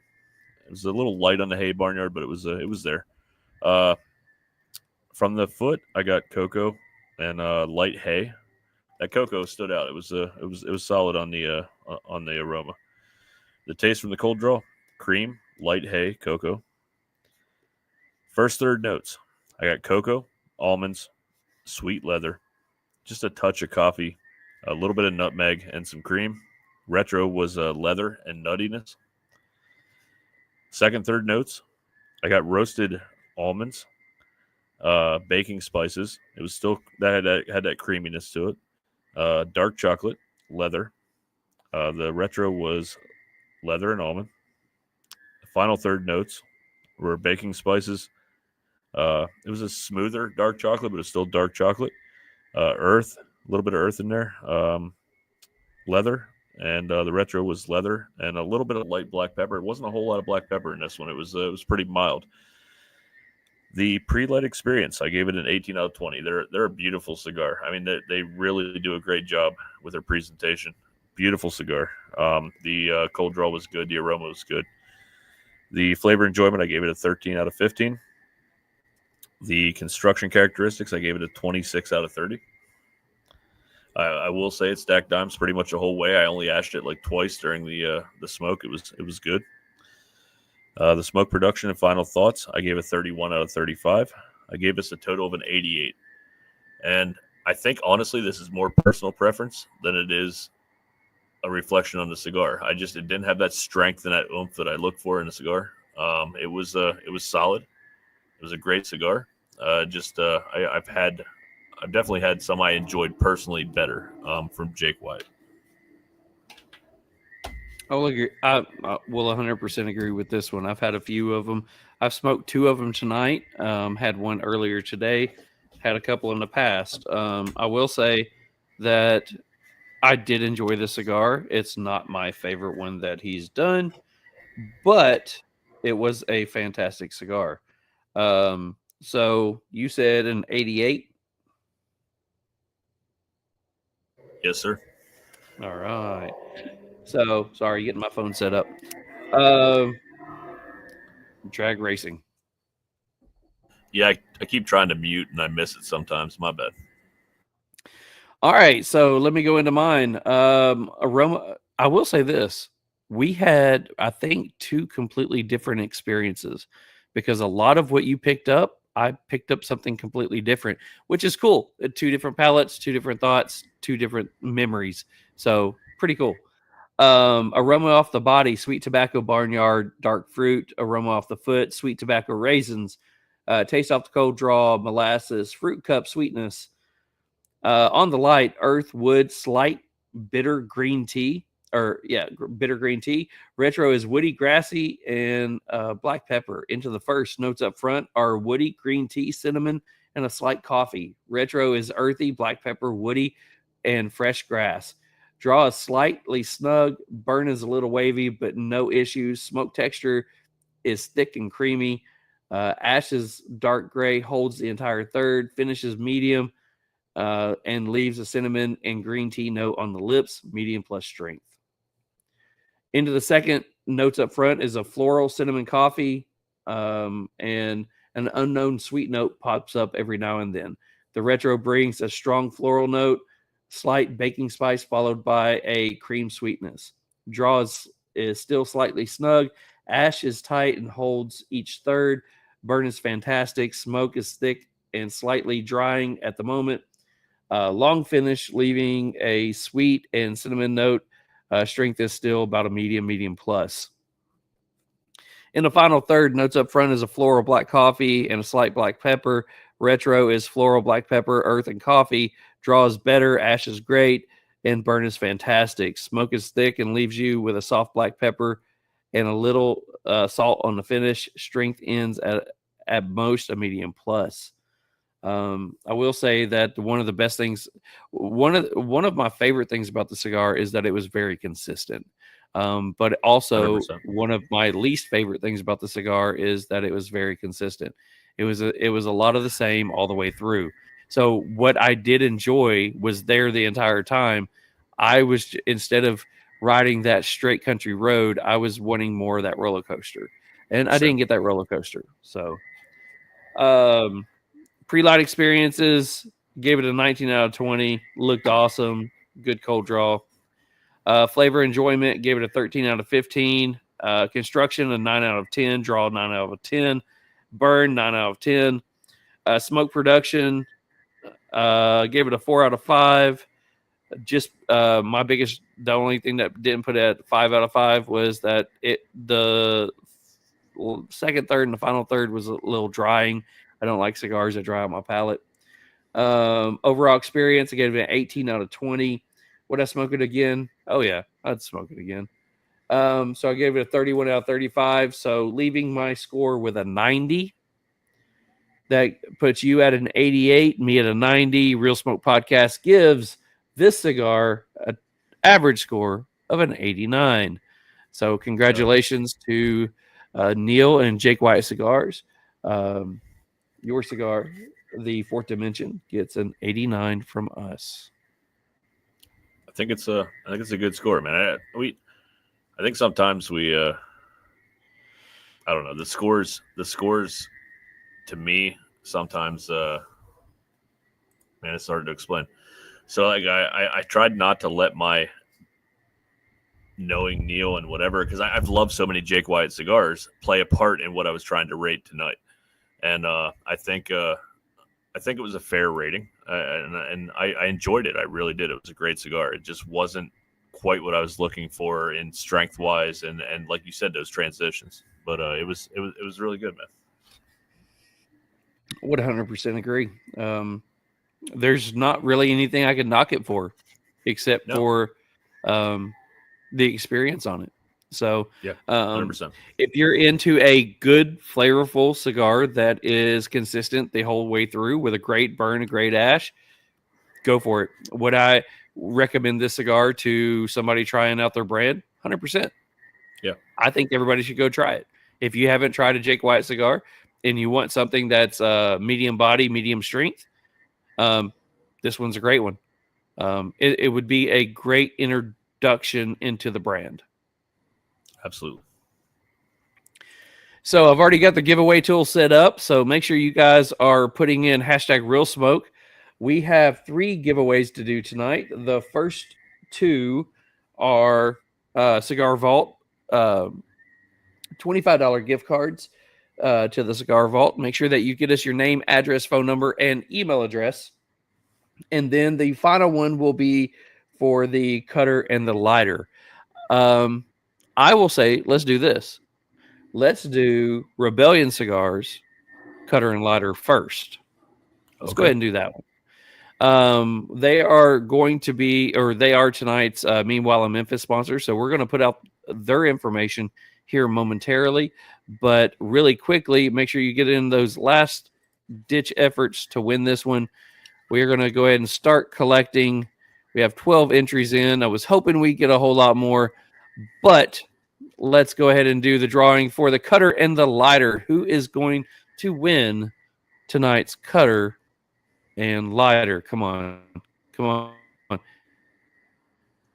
Uncle Mitch. Remember, you got to be on here live to hear Mitch won the cutter and lighter.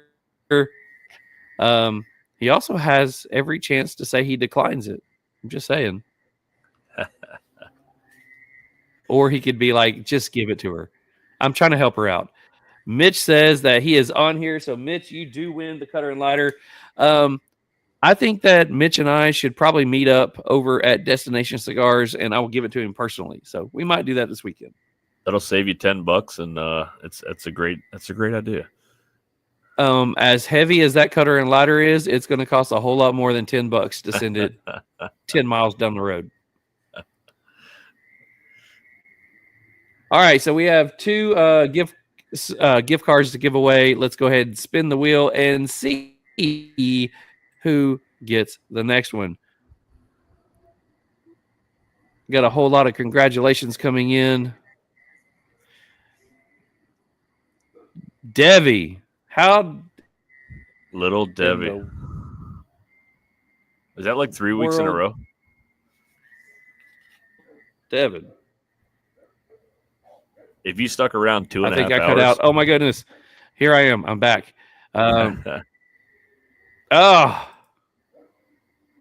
Jesus. He is on the Cigar Vault streak. He is. Norm is going to ban you. Dang. Devin, congratulations. Yeah, Norm's going to ban a few of them that keep winning this one, and because they're going to keep saying that we've rigged this. And we have one more giveaway to give away. Let's go ahead and do that one. Go ahead and spin the wheel. Let's make a deal. Creamy Dev. Hashtag Creamy Dev. Creamy Dev. Really? Get your ends up. Oh, Lord. Get your ends up. Are you on here?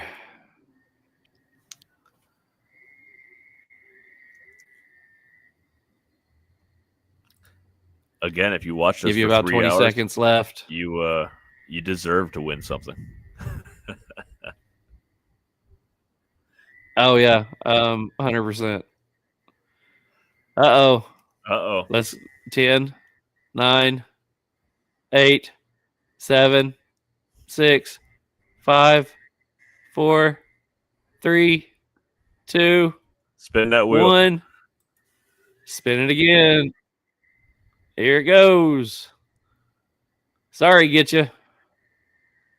I don't know who Nick Howell is, but I'm rooting for him because And our winner I think is he's new. Greg. Okay, I'll take that.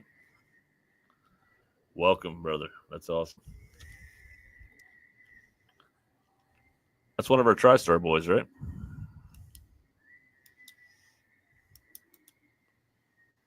All right. And Greg says he's on here. So, Greg, get Mick your information. We need your name, address, phone number, and oh, he says he's here. He's so here. I'm sorry. He was a little late. Little late. My bad. I'm so sorry.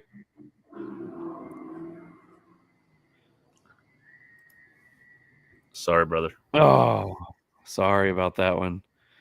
All right, let's go ahead and stop that screen. Get us back on here. Oh, this has been a late one.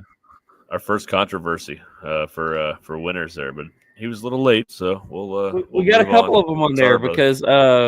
because Jordan says that on the spin it didn't show his wife's name.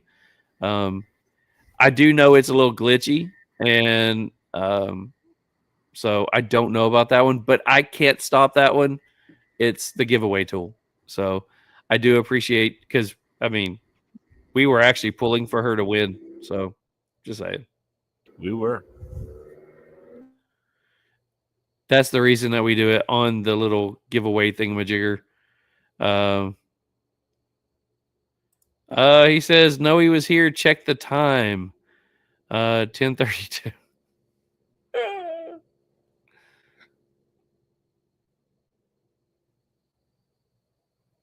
No, he says. Uh-oh.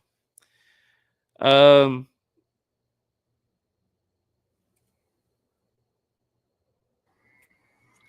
don't know what to say. I don't know what the Yeah. time. Can you check the time on that? I don't know. I don't know how that works. You must have been lagging. Maybe. Who knows? So let's we'll figure it out. Yeah, we'll figure it out. Drag racing is hot and heavy in Memphis tonight, so this could be an interesting meanwhile in Memphis while I'm trying to read your. I've been muted 3/4 of the show.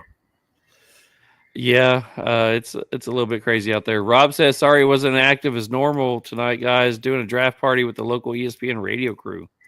Cool. Got to make sure the red dot is next to the live. Okay. As soon as his name showed up, he posted. We'll figure it out. Just give it. Okay. We'll get up with you. Get you. Yeah. We'll get you up with you. Yeah, we aren't here to screw anybody. We'll figure it out.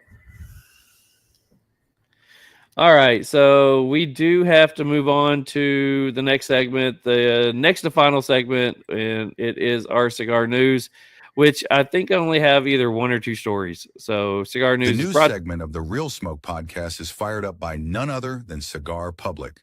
Dive into the world of cigars like never before at cigarpublic.com. Your one-stop destination for the latest cigar industry news, honest cigar reviews, whiskey articles, and so much more. It's everything you need to elevate your smoking game. Light up your curiosities at cigarpublic.com or follow them on Instagram at Cigar Public. Because life is too short for boring cigars and blend contact. All right. Thank you very much to Cigar Public for all that you guys do for us. We do appreciate you. Go check them out. I do have one story tonight. It's from Foundation Cigars. I'll read a portion of it, and then you guys can go check out the rest of it. But Foundation Cigar Company unveils a new Wise Man Lancero. They're breaking into that Lancero game. Okay. Let's see. Foundation Cigar Company is proud to unveil two new additions to the celebrated Wise Man portfolio. The Wise Man Corojo Lancero and the Wise Man Maduro Lancero. These elegant 7x40 Vitolas will debut at the 2025 PCA Trade Show in New Orleans, which just happened about a week ago, and will begin shipping to select retailers across the U.S. in the summer to fall of 2025. Tribute to Menelik, the son of King Solomon and the Queen of Sheba, the Wise Man series honors history, heritage, and the craft of fine cigar blending. The new Lancero Vitolas offer aficionados a focused and nuanced experience of the two Foundation's most complex blends. Both the Wise Man Corojo Lancero and the Wise Man Maduro Lancero will be available in 20-count boxes, offering retailers and consumers a classic presentation worthy of the blend's sophistication. So we don't have the price on here or anything like that, but they do have a little bit more on the story on their website, so go check that out and see what you think. I don't think it would seem to be a slow news week for Cigar Public. Yeah, that's pretty much everything that's on the newer things. They do have some stuff about some other stories on there, so go check them out and see what you guys have to think.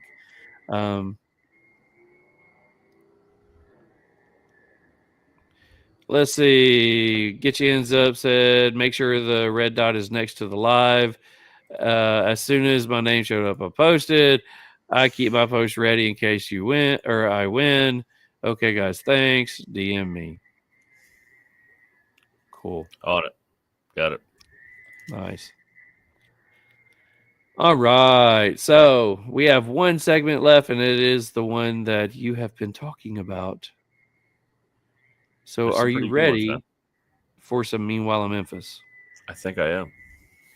All righty. So I'll let you introduce this brand right here.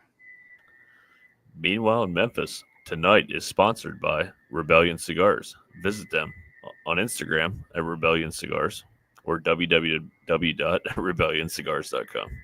They are introducing a new cigar called the Beast, which I'm actually pretty excited about. So did you have all these yet, Charles? I had that one last night.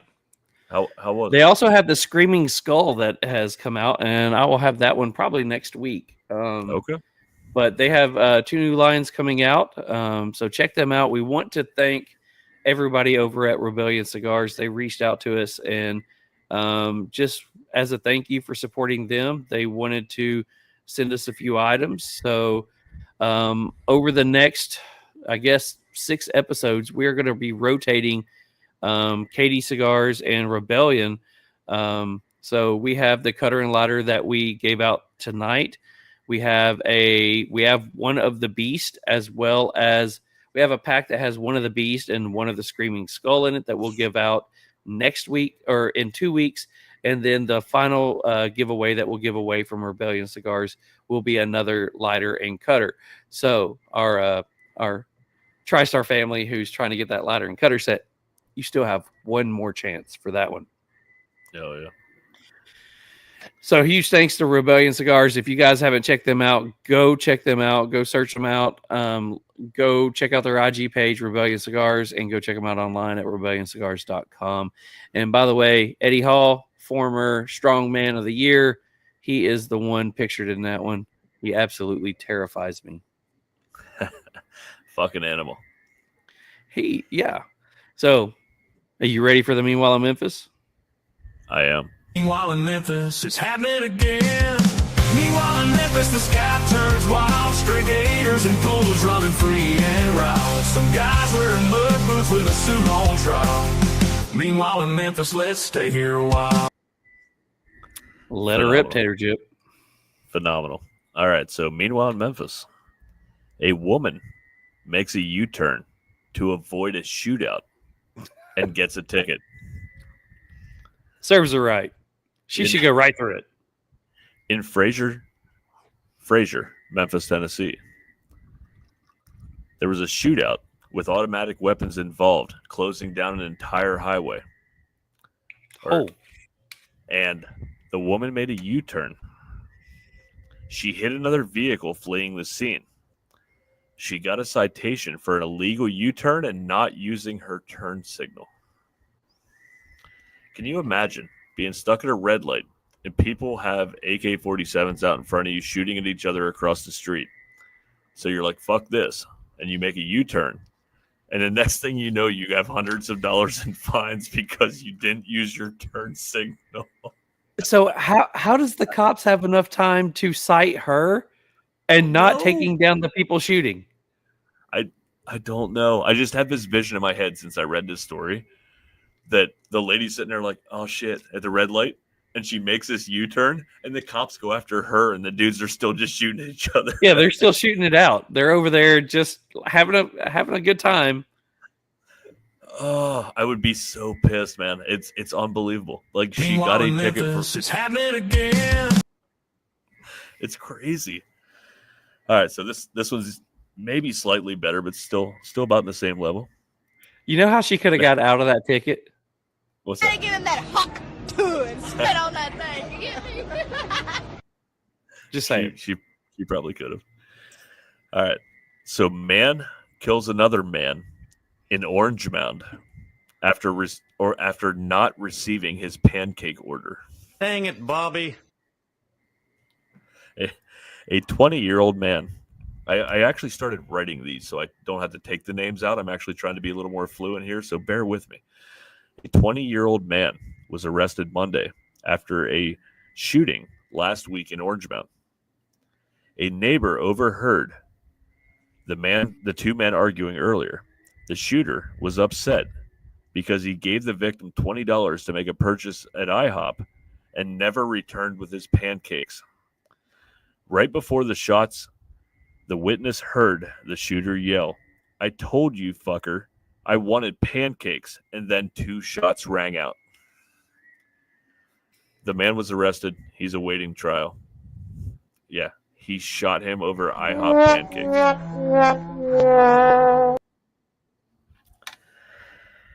Yeah, I don't even know how to follow that up, man. Like it's Orange Mound. It's crazy. All right, and so as I mentioned last week, I've been pulling one story a week from the Memphis Flyer, the news of the weird, because they always have something good on it. So police in Princeton, Australia, say they have a video of possibly the 2 worst criminals ever. The video. Look at the camera. 2 worst criminals ever. It might be us. I'm not sure. Just checking. It's for keeping people on for 3 hours. That's no shit. We're bad for that. So the video shows 2 people approaching a jewelry store where they were trying to protest something. They didn't specify in the article, but they approached the store with gasoline in a container.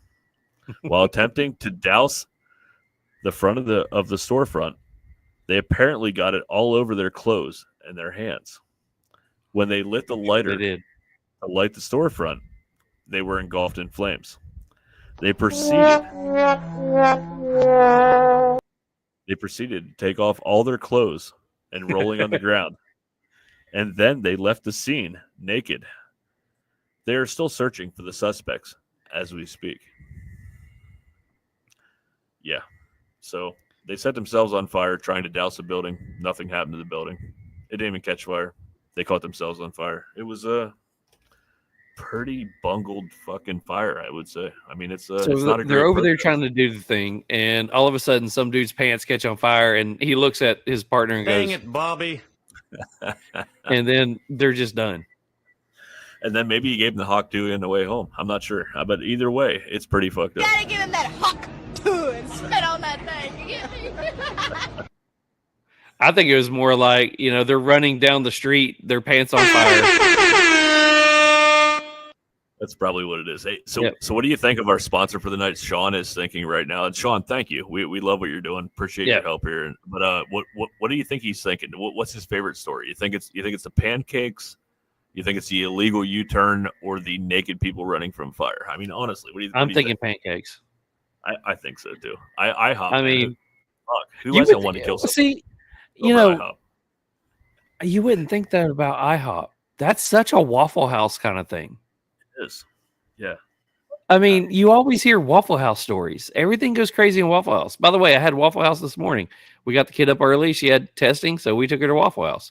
Nice. But you would think that, that would be a Waffle House story that, all of a sudden you're sitting in Waffle House and some guy comes in screaming saying, "I told you waffles.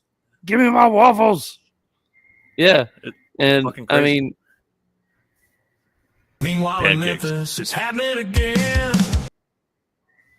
seriously, what else can you say? Insane. Well, I know what you Welcome can to say. Memphis. Rob says, "I hate it when that happens." Devin says, "What the?" Meanwhile, in Memphis. What the fuck? I told you, fucker, I wanted those pancakes. I mean, honestly, Yeah. who hasn't said I believe I used that today, but it was waffles. Just don't go into Waffle House and order blue ones. They don't. They look weird. blue ones? I feel there's a story. Nope. Just go on your Instagram and look up blue waffles. Or not on Instagram, but Google. Got ya. Just do that. Got ya. No, I'm good. Thanks. Nope. You need to. I'm sure everybody in the comments, half the people in here absolutely know what I'm talking about. And JD says, "Don't do it." I caught it in the back end. I'm with you. I'm good. Well, so we did happen to give the sponsor for tonight this segment. I'm sorry, I have nothing else to say, but I will say. Meanwhile, in Memphis was sponsored by Rebellion Cigars. So go check them out. Go check out on Instagram at Rebellion Cigars or online at www.rebellioncigars.com. Go check out that beast right there. Yeah. He might want waffles too. Or I'm pancakes. giving them to him every fucking Listen, day. if he comes in saying that he wants pancakes, he's getting all the pancakes he wants. All of them. Yeah. He might have to catch me to get them, but I'm running. All right, guys. We tried to get all of our episodes at the beginning to be under 2 hours. So everything started being an hour, 2 hours, 5 minutes, 10 minutes. And we're like, okay, this is our new time slot. 2 hours, 47 minutes. I'm feeling it. But there are still a bunch of you guys on here watching it after 2 hours and 47 minutes. So we want to thank all of you guys for absolutely being rock stars and joining us.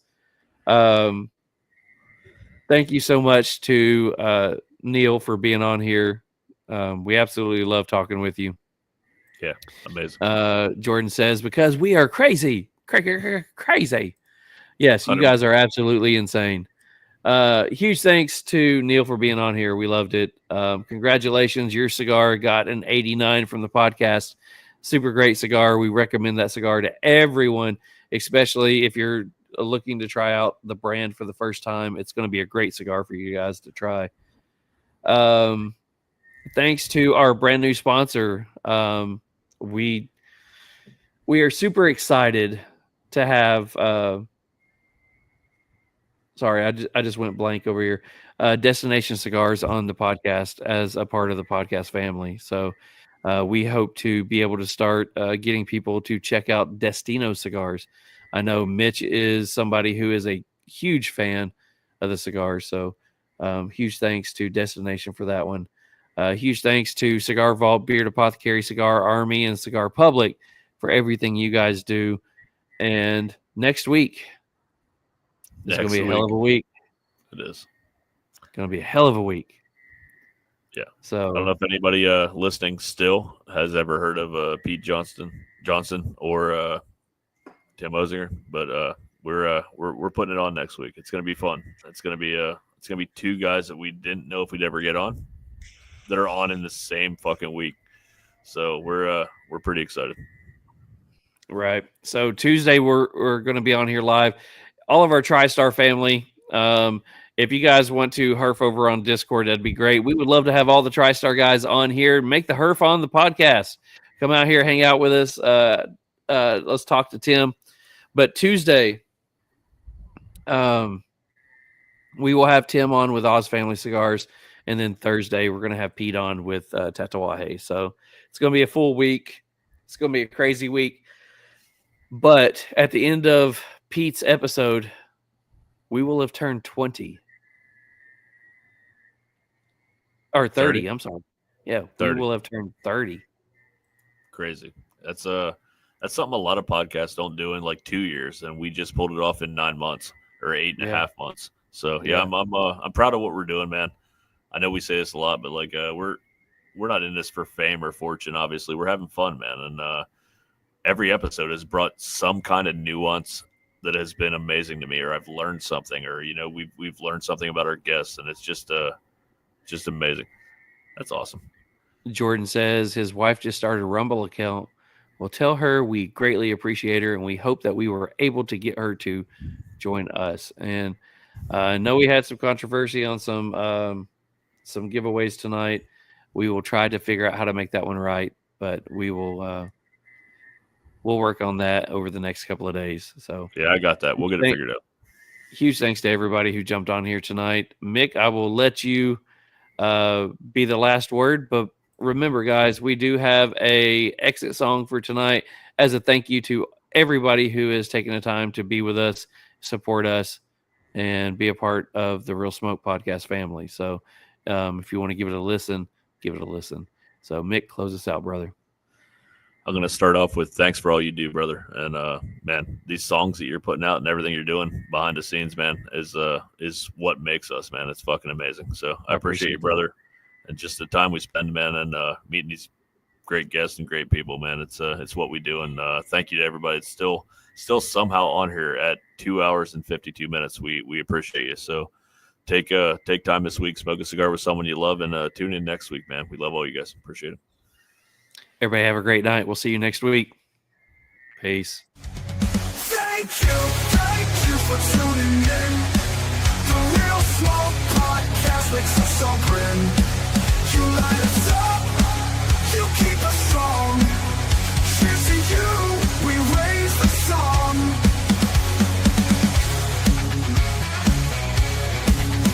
Conversations deep, the stories fly. Ashes fall, with spirits high.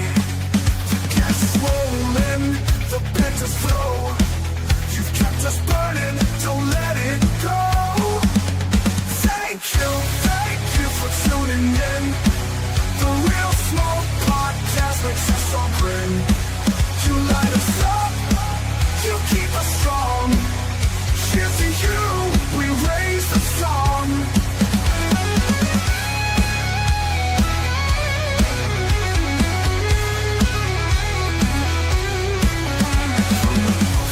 To the end of the night, you're part of the glow, you're part of the light.